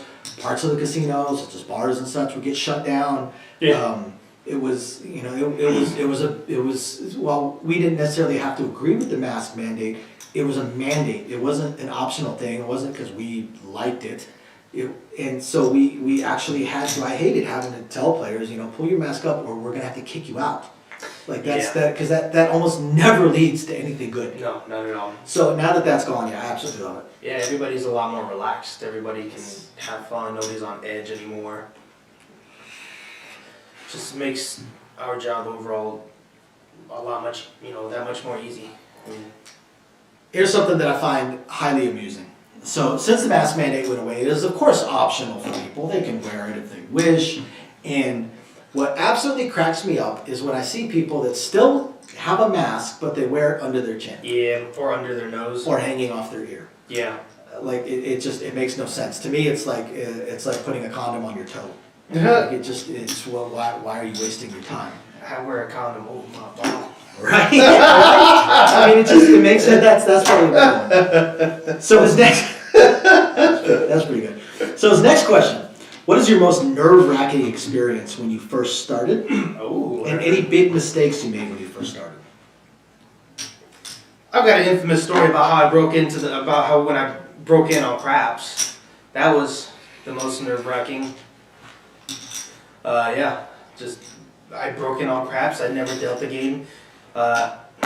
Didn't learn the game yet. I think I took like a week of dice, but I never played it, never watched it. And the first week of dice was sitting down at the table, just learning how to break down checks, and you know stuff.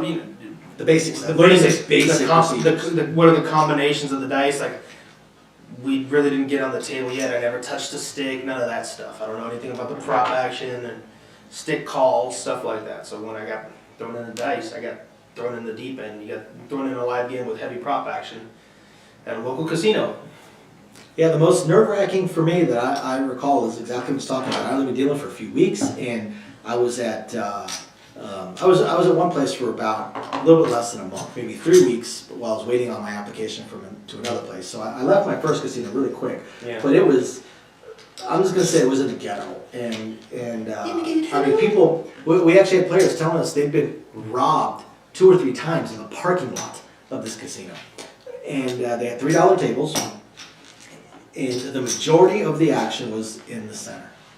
Yeah. And I love center action. That's one of my biggest strengths. It's one of the spots that I have the most fun at, but not when people are using it basically just to screw around. I mean, we'd have a come out roll and players would have like $20 of $1 chips spread around through the entire center action, which is absolutely ridiculous. You know, when people do center action, they bet, you know, a C&E or a horn bet or a horn high bet or world bet, stuff like that, cool.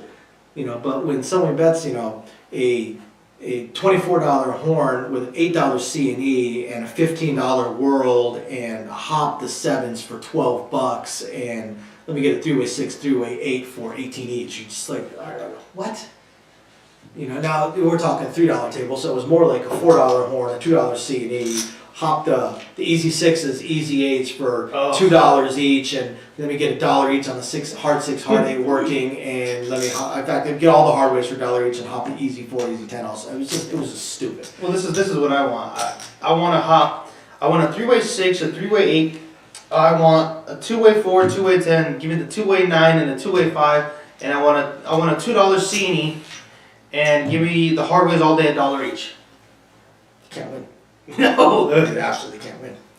As far as any big mistakes when I first started, no. I mean, I made mistakes. Yeah. But the thing is, when I first started, the first place I worked at, I did exactly how I'd been taught, and I talked everything out. To the point where after I'd been there for a few days, they actually asked me to stop. Because every single, a 6 would roll, and I would go 6 pays 7, same bet, 6 pays 7, as I'm cutting it out and handing the same bet, 6 pays 7, pressing 1 unit, $1 change, 12 pays 14, same bet, 12 pays 14, pressing 1 unit. I mean, I was not just muttering this, I was calling it out clearly. And the box eventually turned to me and said, you don't have to do that, I trust your payouts, you're kind of distracting me from watching the other side now. Right. But at first, they appreciated that, and by doing that, it prevented any mistakes and prevented major mistakes. I did the same thing with come bets. I did the same thing with pass line bets and odds. I would see odds, 30 odds pays 36 as I'm cutting it out into the come. And then I would just size into the fly. I'd have to call out. I'm sizing in. I didn't call that out. But any kind of any kind of payouts, I called them out clearly. So yeah, I made mistakes, but they could hear it, and somebody would correct me long before it got to the player. Right. So, and then after I got a little more comfortable and stopped doing a lot of, and I did the same thing, center action. I would sit there and I would verbally walk through my thought processes as I was paying something. I mean, let me use, let me think of something, oddball. Let's say a $12 three-way 7 and an $8 horn, right? Mm-hmm. So if a 7 rolled, I would point to the three-way 7 and I would go 52 minus 8, pay the player 44. I still do that. Say it's super loud. Yeah, if it's something really complicated, I still do that. So and I point to what I'm doing. Yeah. So that the other dealers in the box can follow along with what I'm doing. Well, now I have the box, but and that made it easier for someone else to catch me when I made a mistake. Right. That way you got everybody else with willing to help you out. Do they hear what's going on? And if something don't sound right, they go, hey, hold on now. What'd you say? What is it? 52 minus 8 or something like that, right? I got 52 minus 8 is we Give them 46. Right. It's like, oh, hold on now. Take away $2 from that. So yeah, if you're dealing properly, you're going to make mistakes, and sometimes like you call out the right payout, but then your fingers don't do what your brain and your mouth just said.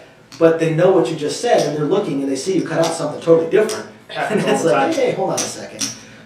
So I mean, I made mistakes, but nothing so big that I still make mistakes to this day. Everybody does. Everybody does. But nothing that stands out. Nothing that really stands out to me. Right. I mean, to this day, I'm not 25 pays 35. I don't say that, but I'll just same bet. Boom. Same bet. Just to clarify, and if they want to press, then whatever. But I still kind of talk my game out, especially on the stick. Absolutely. Though. And if the action gets big, and if the boxman or the dealer, somebody's just they're not comfortable, or if I'm not comfortable, I'll talk my game out. And I'm not afraid to ask. If I'm stuck on something, I'm not afraid to ask, what does that pay? Like I was getting ran over really bad one time. So I was on a reserve game, and I had the side with the high limit, and the other side had the side where the grandkids are playing, and the grandkids are playing $10. So then they got four or five people over there playing $10 minimum. Meanwhile, I got like 3,000 across and all kinds of other things. Press it up one unit, but their units are different, and then everybody's doing different things. One person's throwing in money, one person's taking the same bet. This person's going up with a different unit, and it's just, and I'm getting ran over by the stick. So they're throwing in money like right in. They're older, so they're taking their time before they make their bets. And the stick man just sending them. I said, "What's your rush? We're on a reserve game." And somebody threw in. You don't get paid by the roll. I know exactly right. No, but one of the older ladies, she threw in $100 and said, "Press my 6." And I said, "Bet." I said, "You have a bet." And I pressed it up $100. And I was unsure of what it paid because it was like, sure as shit. The next number that rolls is the number that just got pressed. Yeah. And 100 is not a proper bet, so I have to add 116 on top of whatever the payout was. And I just got stuck. I looked at the boxman and I said, got to keep the game moving. I said, hey, what does that pay? He said, okay, pay him this much. And I said, okay. So. Next question. I never hear about poker when I hear about multiple games dealers should learn. Are poker dealers in their own universe? Yes. Yes. Yes, absolutely. There are dealers that know poker. I mean, Amy, my wife, she knows all the games except for craps and poker. But you're either a table games dealer or you're a poker dealer. Right. And that's it. I mean, yeah, at the casino you work at for sure, But we do. There are some dealers, poker dealers that deal table games at like a separate casino and vice versa. You know what I mean? But yeah, if you work at one casino, you're not going to be dealing in the poker room if you're a table games. Yeah. All right. Next question. This has got a couple different parts to it. Dancing dealers. What's the story? Okay. Well, Story boils down to one very simple thing: sex sells. Period. That's basically it. A lot of the casinos have started trying to have the party bits, and it's just louder music and hot semi-naked girls dancing and then dealing to you. And that's really it. I mean, anything to add to that as far as what's the story on dancing dealers? No, I mean they keep their own tokes. I'll get into that. They get paid more hourly, but that's because they got a deal for like an hour, and then they have to go dance. They have the mandatory get up on like a stage and go dance for like an extra 20 minutes, and all that stuff. And So he's kind of answering the next couple questions. and Do they get a little more money for dancing, or is this part of the regular shift rotation? Yes, they do. They get paid a little bit more, and to be honest, most of the dancing dealers make more because they keep their own. Or there are some places that do split, but it's a split just within the dancing dealer pit, Right. party pit, not with the rest of the dealers. And yes, they do make more because for a couple reasons. One, their tables are usually the busiest. Right, they have the lower limit tables more often than not. Okay, so there's 3 reasons. Yeah, lower limit tables. The tables are usually the busiest because the guy can play at a $10 table with a 65-year-old chubby guy that barely speaks English, or go play at a $10 table with a girl that half of her chest is hanging out.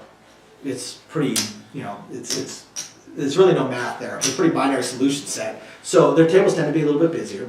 And again, because of the whole, sex sells kind of thing, they in general just get tipped more. Plus, those players are usually imbibing more alcohol than the average player at the other table. Not saying that players don't drink, but these players tend to drink more.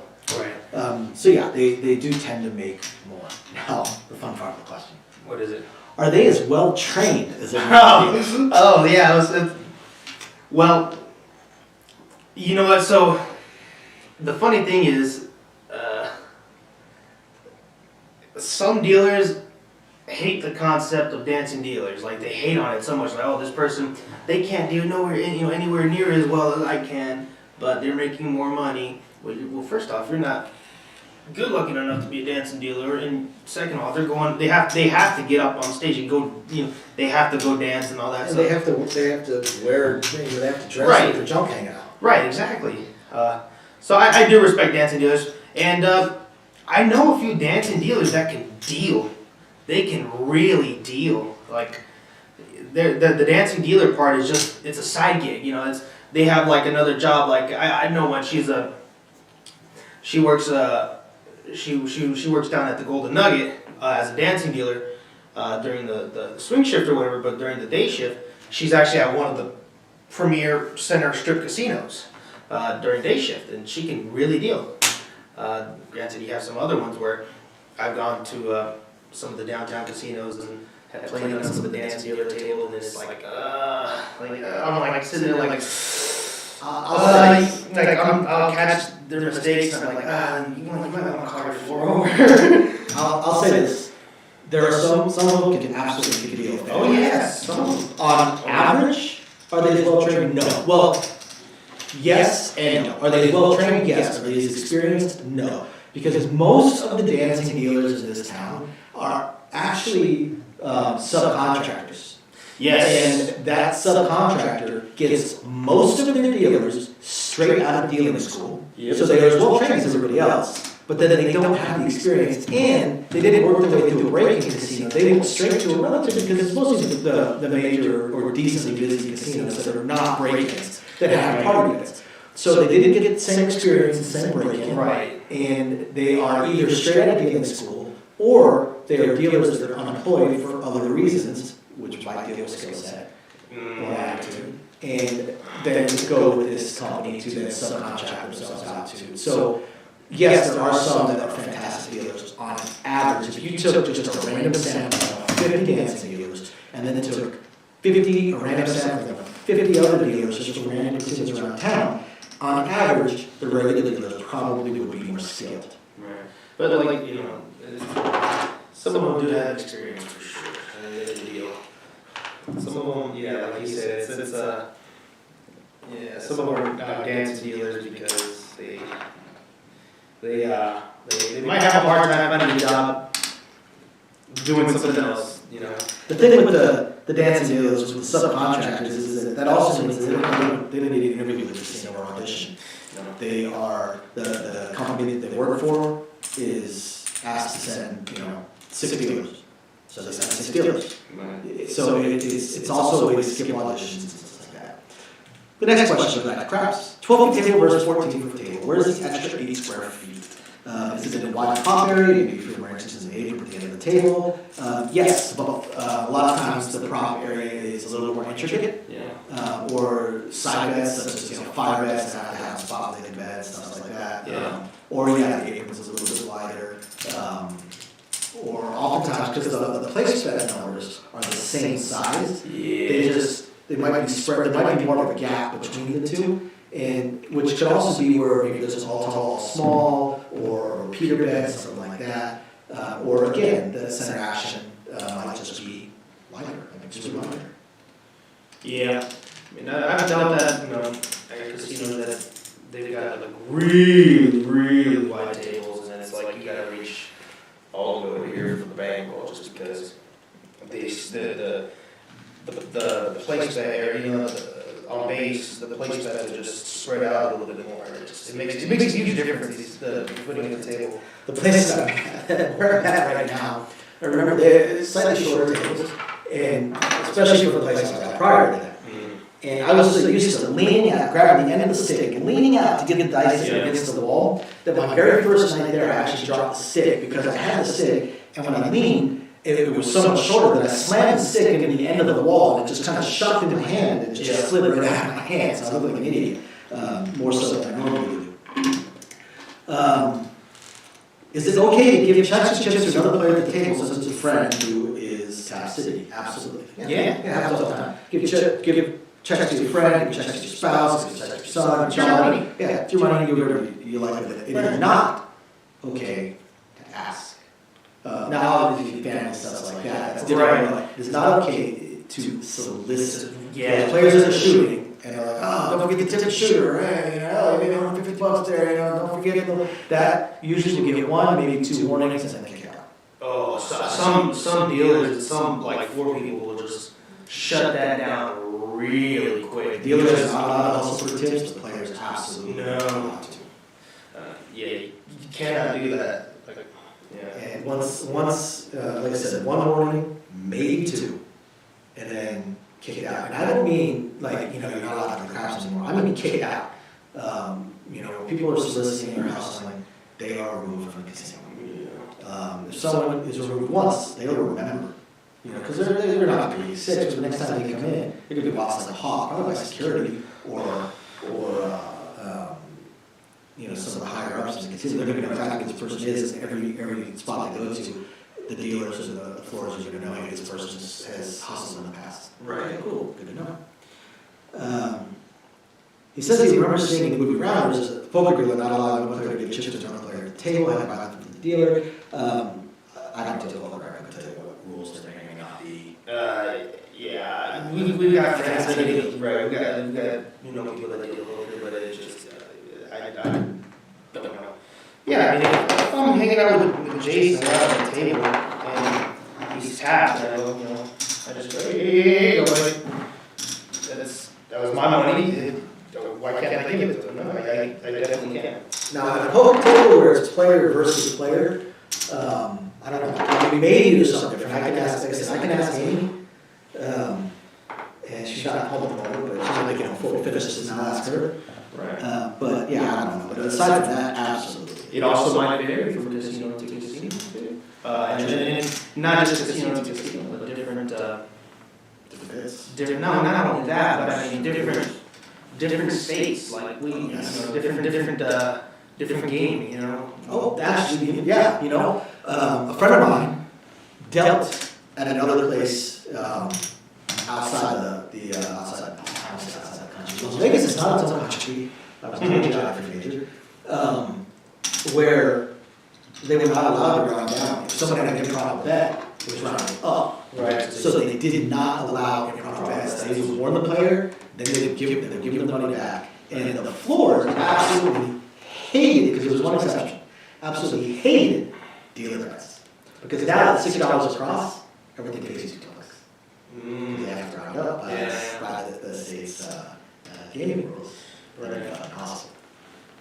Got a quick question. Do y'all work on Strip or downtown? One of the things, okay, I'm gonna answer this here. I've brought this up on comments and such on the channel. We made a conscious effort when we started this channel that we would keep our work and the channel completely separate. Right. Some people have stumbled across us in our casinos and said hi and stuff like that, which is awesome. A couple times people have put it in a comment, I deleted that comment right away. We keep these completely separate.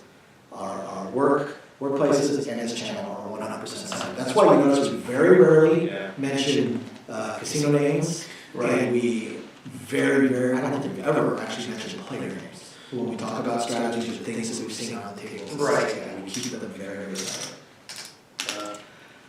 I will say we have Jason and I. We have worked together at the same casino before. We worked together outside of the casino. We used to work with each other at dealers' school. We don't work with each other anymore, but we still hang out. We're still good friends. We do this together. So, but I mean, in terms of where we deal at, it's gonna sound mean when I say this. It's kind of like it's none of your business. No, don't worry about it. No, but it's just we just don't feel comfortable doing that. We keep it 100% separate. We don't need that kind of distraction at work. Right. People talking about us, talking about the channel, asking questions, stuff like that. Right. We don't want it to ever seem like at work, like maybe we're trying to push our channel. Right. We don't. That's why I never mentioned it at work. Right. We don't want to ever have any potential conflicts or anything like that. So they are 100%. Some people have come to where I work, recognize me, said hi, I like the channel, or like videos. Yeah, I appreciate it. I move on. I'm not going to talk about the channel. Right. I move on. I'm there to work. I'm going to watch my game. Right. There to deal, whatever it may be. So, I mean, we appreciate that some of you guys want to come play on tables and stuff like that, but it just doesn't seem worth it to us to tie the two together. It just seems like we could potentially be risking our jobs. Right. In all honesty as well, if I have not ran into any of our viewers or subscribers where I work at, but if I did, I have no issues with saying hi and having a little mini conversation. But in terms of work, I'd like to keep it separate from the channel. We do this channel because we love the industry and we find this very fun to do. And on top of that, I mean, if you guys came and you wanted to play on our tables, I would actually ask you to go play on another table, just because it's nothing to do with you. I don't know how to explain it. I would find it to be maybe like a conflict of interest. I had one of our fans playing on one of my tables one time where they very nearly got cut off and kicked off the table for short.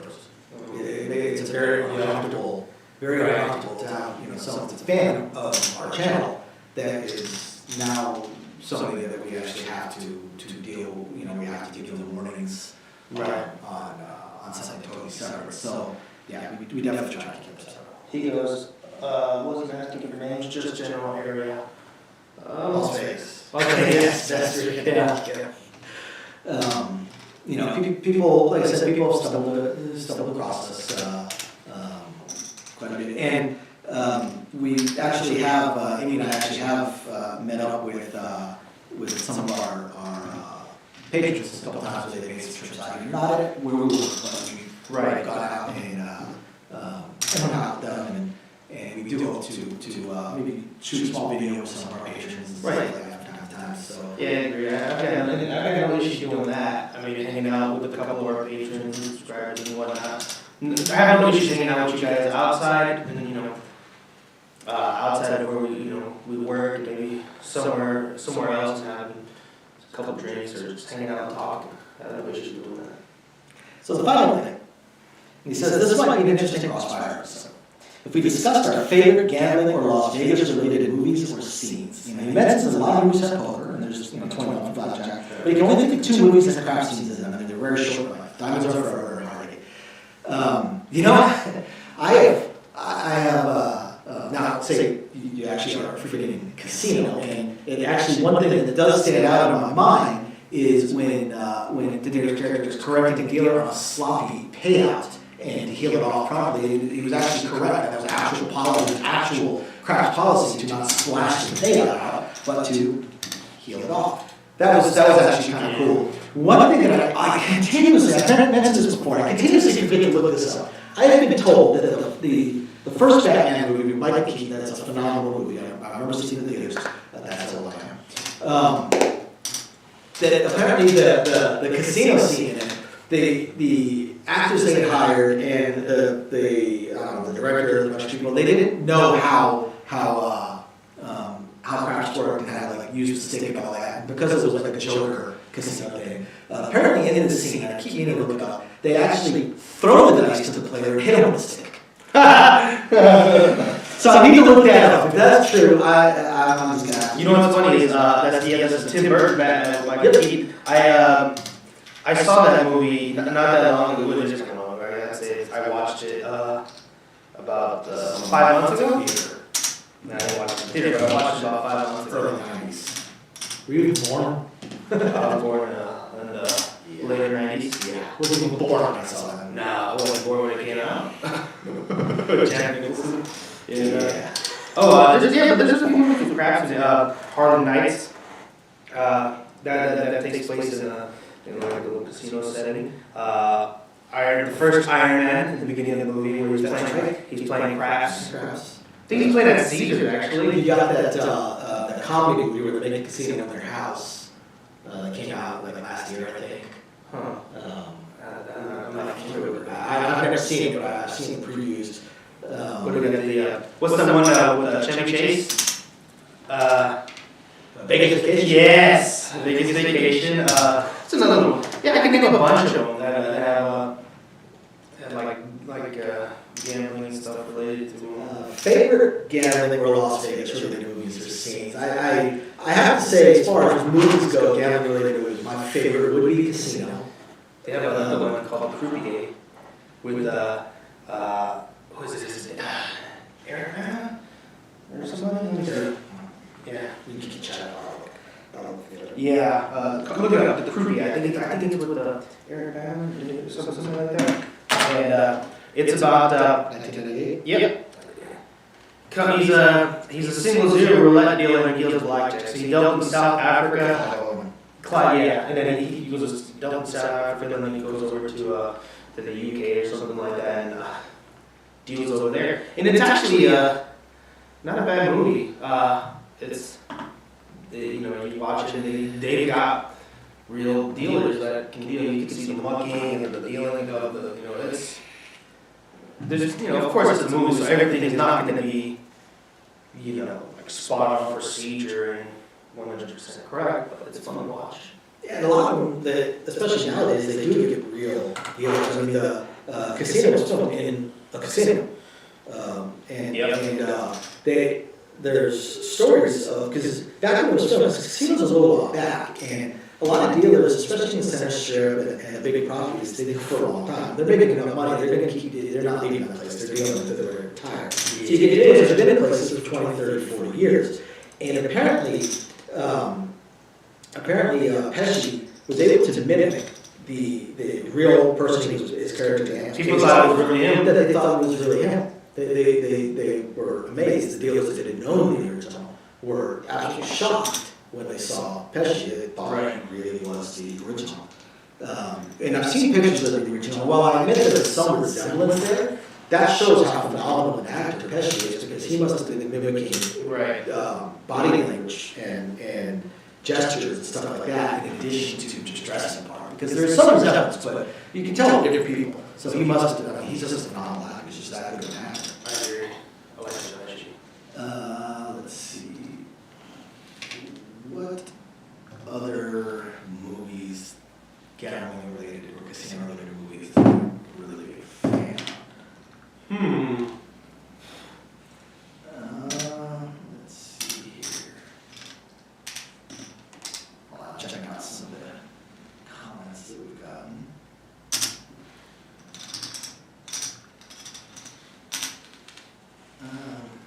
It's hard to say. I mean, I'll be honest, just because I deal it and work in it doesn't mean watch a lot of movies on it. I mean, I spent 20 years in the restaurant industry. is good and watch too many restaurant-related movies. Right. You know what's funny is I grew up doing athletics and sports and stuff like that, and I don't like sports movies. I don't like to watch them. So when I was a wrestler and I did Olympic weightlifting and stuff like that, and when I watch movies about that kind of stuff, I don't watch movies about that kind of stuff. It just doesn't do it for me. So I guess it would be kind of the same with dealing. I'm not going to go out of my way to watch a movie about, dealing or that, dealing scenes. Plus, don't most of you guys want to get off work, want to do something outside of work? Right. I mean, I'd say the only one of my hobbies or anything that I watch movies on is I'm a pretty good pool player, I'll say, and You are. Pretty good. And back in the day, I was far there. But even now, I'm pretty good. So I watch a lot of pool movies, and I will say the best pool movies, Pool Hall Junkies, by the way, freaking amazing. Except for one trick shot scene that it does one-handed. It's such a difficult trick shot. The pros do it two-handed, aren't getting other sometimes. So it's one-handed. It's doable for sure, but otherwise it's an absolutely fantastic pool movie that definitely deals with the non-tournament side, the real side of pool, which is money games and pool halls. Casino games, I just don't. You know what I do like to watch? I like to watch Porn? yeah, sometimes. I get bored. I like comedies. I'm not a huge fan of comedies. Comedies and action movies. Action movies. Now, if it's action comedy, like say Guys, then yeah, I'm absolutely not in. But just the regular comedies, you still got the not a huge fan of action movies, of course. Action movies. Right. Horror movies I'm a big fan of. Horror movies I like to watch. Actually, I prefer to watch those by myself in the dark. Like the laptop or the tablet or something like that. I like to get the full experience. That's fun to me. Absolutely. I love horror movies, but I have to watch them when I'm at home alone. Obviously, I can watch them 6 years around, and I'm not a huge fan of horror movies, so I can only watch those by myself. Which is bad. Tonight, I took the kid to bed, I watched a horror movie or two. I went on a horror movie binge a while back and watched like 6 of them in one day. It was fantastic. So, Well, I like movies. So, yeah, great. So, well, a lot of horror movies like an hour, 2 minutes, hour, 30 minutes. I mean, especially because I was so retro. I was watching like old, Friday the 13th Part 3, and the old Nightmare on Elm Street and stuff like that. So we've kind of hit the end of the emails, guys. So if you guys have other stuff, please put it in the comments. We'll hang out another 10, 13 minutes or so to see if people ask any questions on the comments that we can answer or talk about. Otherwise, we'll just kind of randomly sit here and just shoot. I'd say shoot shit rather than shooting shit since we started this. That's why I really shoot around. That's why we got this incident where we're Yeah, we were in a shower today. What? So yeah, hit us up with some comments, guys. Hit us up with some comments and let us. It doesn't have to just be dice related. I feel like and Jay's got I have opinions on He's everything. got opinions. Shoot. Yeah, it doesn't mean you have to be about the casino industry. No, whatever you guys want. You got any questions just for Louie or just for me or? Yeah. I do want to talk about this. We do talk about our Vegas vices. We talk about restaurants and going out and eating and stuff like that. Right? I went to this place the other day. Not the other day. It was about maybe I think like 3 weeks ago, maybe 4. Went to this place called Cleaver. And man, it's like it's a steakhouse, right? For myself, I got the filet mignon. I got this glass of whiskey and seafood bits, right? And just that bit right there, that cost me like $113, $114 just for that.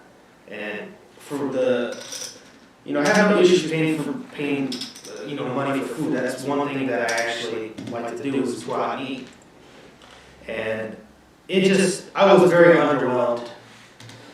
When I order steaks, I like to order them rare, especially in the nice place. I like to order them rare, and it's filet mignon. I don't know how they did it, but I don't know how. It's 9-ounce filet, right? And half of it was like medium well, and the other half was like kind of well done. And then like another portion of it was like rare. So he's got two halves and another portion. No, but it was like the way it was split up. Like it's like I don't know what the heck they did, but it was just how do you mess up a rare steak? They didn't cook it this way. They cooked it this way. It was weird. Like I really don't know how they messed up like a rare steak. It's kind of hard to mess up. This is how you cook a rare steak. 1 Mississippi, 2 Mississippi. Flip it over. I mean, come on now. It's not that hard. And my buddy, he ordered a baked potato, and they gave him like a baked potato that was like raw on the inside. Had to walk to school uphill both ways in the snow barefoot with a raw potato for lunch. Like he sent it back. Like yeah. And it's like, I was very underwhelmed. Now the seafood biscuit on it, that was phenomenal. I really enjoyed that. But just everything else, overall experience, and it took them forever. And it just, which place is this? Cleaver. It's like, it's supposed to be like a sister to like Herbs and Rye. And Herbs and Rye, I actually enjoyed that place. That place, when I went there, I had a phenomenal experience. The upcharge on the wine, though, they freaking upcharged it. But I had a great time there. The food was really good. Years ago, I went to, I'm born and raised in Germany, I'm half German, so I always check out the German restaurants where I go. And years ago, I went to one that's relatively well known. There's one called Hofbrauhaus that's downtown. It's absolutely amazing. It's awesome. I've been there so many times. Food is very authentic, and it's just a great experience all around. But I went to this one, it's on Decatur, and 215. And pretty well known. It's a little bit pricier. It's smaller. It's more of it's almost a mom and pop vibe because you like the owner was there as the manager. Oh, I like that. And I brought my family, my parents, and it was great because we were talking German with the owner and all that. Sprechen Deutsch. Ja, das ist schwierig, das ist nicht klar, das ist verstanden. Yeah, not heard of anyone sending a potato back. Yeah, agreed. Yeah, it's funny because you know what it is. So we go check out this place. It's a little bit pricier. The menu's a little bit different. It has some things on there like roulade. It's a common authentic German dish. It's very, very fine restaurants. Never come across it. That is in every restaurant. So it was great. Like, we ordered a bunch of steaks we don't usually get at other restaurants. And the first thing that happened was they forgot the salad for, I want to say my fault. Then they forgot one of the appetizers. Then they bring the food out. They forgot one person's dish entirely. Oh no! And the other person's dish was not what they ordered. And this is the mom and pop. I mean, it's big. There's like 15, 20 tables there, so it's a decent sized cafe size. But yeah, owners, manager, and so one dish gets sent back. We're waiting the other dish. We still haven't gotten one of the salads, and we still haven't gotten one of the appetizers. So we obviously cancel the salads. I switched the appetizer to. Oh, no, they've got both salads. I switched and both appetizers. That's right. I switched my appetizers to go. The other appetizers we canceled. So we're there for like an hour and a half. I finished my food before one gets to the food and before the other one finishes. And so already it's not the best experience, especially because again, this is for a little restaurant. It's relatively pricey. The dishes are like $30-40 each. And now through this, the owner / manager never come talk to us. Now when we first came in, we talked German to them. We were from Germany. We talk about, where are you from? Oh, we're from here. Yeah, we've been there. Back and forth. Really, really nice, really friendly. But then as soon as there was an issue, they were revisiting. They never came to talk to us. Now, I spent 20 years in the restaurant industry, so that was not particularly impressive to me. So, and then when the bill came, everything that we canceled because we never got it was still on there. Oh, that fixed. Did you get that fixed? Yeah, we got that fixed, and so yeah, we just have to build back all things. Who does that? Yeah, I've never been back since. Food was really, really good, but just that was just absolutely unreal to me. Okay, somebody sent us any other questions yet? Amy should be back shortly, so we'll hold on long enough to ask her that poker question. While we're sitting here, bitching and complaining, I'd like to. I went to this Jack in the Box, right, to the drive-through one time, and they did the thing where they asked, and I don't understand why they did this. Maybe you do. My understanding is maybe they have to get like a certain amount of people to like pass through like a sensor or something. I don't know, like to like get this, I don't know. But anyways, so I go to the drive-through and they say I pull up the window.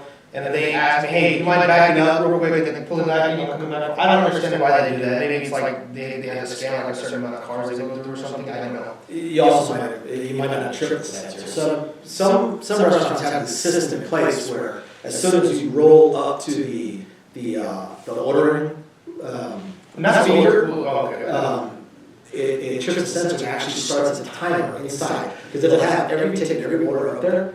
And as it gets sent out, as it gets paid, basically as it gets paid and sent out, they clear it off, and then the next one moves up, and it tracks the time it was started and the time it ends. And they're actually rated and graded by their corporate offices on these average times. So maybe they didn't trip the sensor, so they wanted you to go back. Typically, those times start with the ordering entrance. So I'm not too sure why they would have you do that. Well, so I do that, and they have this attitude with me, and I'm like, okay. I'm not thinking too hard about it. I'm just like, okay, I want to get my food, my fast food, and get the hell out of here. It's fast food, right? So I get the food and I want to double check. I get my food in the bag. I want to double check. Just open up the bag, quickly look, and make sure I get it. So as I'm doing that, they go, okay, you can leave. Like, I'm like, whoa, like, I'm just checking, like, no, we got other people, and I'm like, well, and I'm just like, no, fine, whatever, I start pulling forward, and I'm slowly going forward, and sure shit, they missed an item. So, I'm mad now because they got this attitude, so, I normally I'm very even-keeled, and I'm very, I'm very relaxed, I'm very calm person, but I'm just so upset. So I pull over to the front, and I park, and I come out, and I go, hey, like, because there's nobody coming, greeting me at the front at the thing. I'm like, you guys made such a big deal. I'm like, yelled at the back, you guys made such a big deal about me leaving, and I said, you guys forgot my thing. And then they come over to, they go, oh, so they're like, oh, and then now they have a whole new attitude, right? They're like, oh, we're sorry, blah, blah, blah. I'm such a freaking softy. I go, it's okay. It's all right, they give me whatever they missed out. That's just, we're just sitting here real quick complaining. Back to the question that you got that we had asked earlier that neither one of us can answer. You might notice. Let me see. So they asked, is it okay to give checks or chips to everybody at the table since his friend was tapped out? So they remember seeing a movie, the poker dealer not allowing one player to give chips to another at the table. They had to buy them from the dealer. Obviously, at table games, yes, we already answered on craps, blackjack, of course, family members, stuff like that. Poker, because they play against each other. I don't know. He doesn't know. My wife is the only one that deals poker. Are they allowed to pass chips? No. Oh, they're not. You are not allowed to give chips. So they Not anywhere that I've dealt. They have to buy more chips from them. Could a player give, say, if the brothers went to deal, could they give him $100 to buy chips? Yes. That'd be allowed. I figure cash is a deal. Cash is fine, chips are not. Cash is fine, chips are not. Is it because it's table stakes? Yes. So what you have in front of you needs to be what you have. Okay, that makes sense because it's table, because the big tables are table stakes. Yes, you cannot hand someone chips on a poker table. Question and answer. So we can answer every question now. Look at that. So we don't have any other questions coming from the chat room, so I think this is long enough. We'll go ahead and sign off on this. Call it quits. And once again, everyone, thank you for the coffees. Thank you to our patrons. We're going to attempt to do a Patreon live stream Probably not the rest of this week because I'm working, but I'm going to try it. We're going to try again next Monday if my son lets me actually sleep. And if not, then we'll try again next Tuesday. What is, Otherwise, thank you again, everybody, for the coffees. Thank you to our patrons. Thank you to everybody that left us a super chat, super sticker on some of our other streams. Thank you for tuning in. And thank everybody for tuning in. We will catch you guys next time. Bye now. bye. Bye.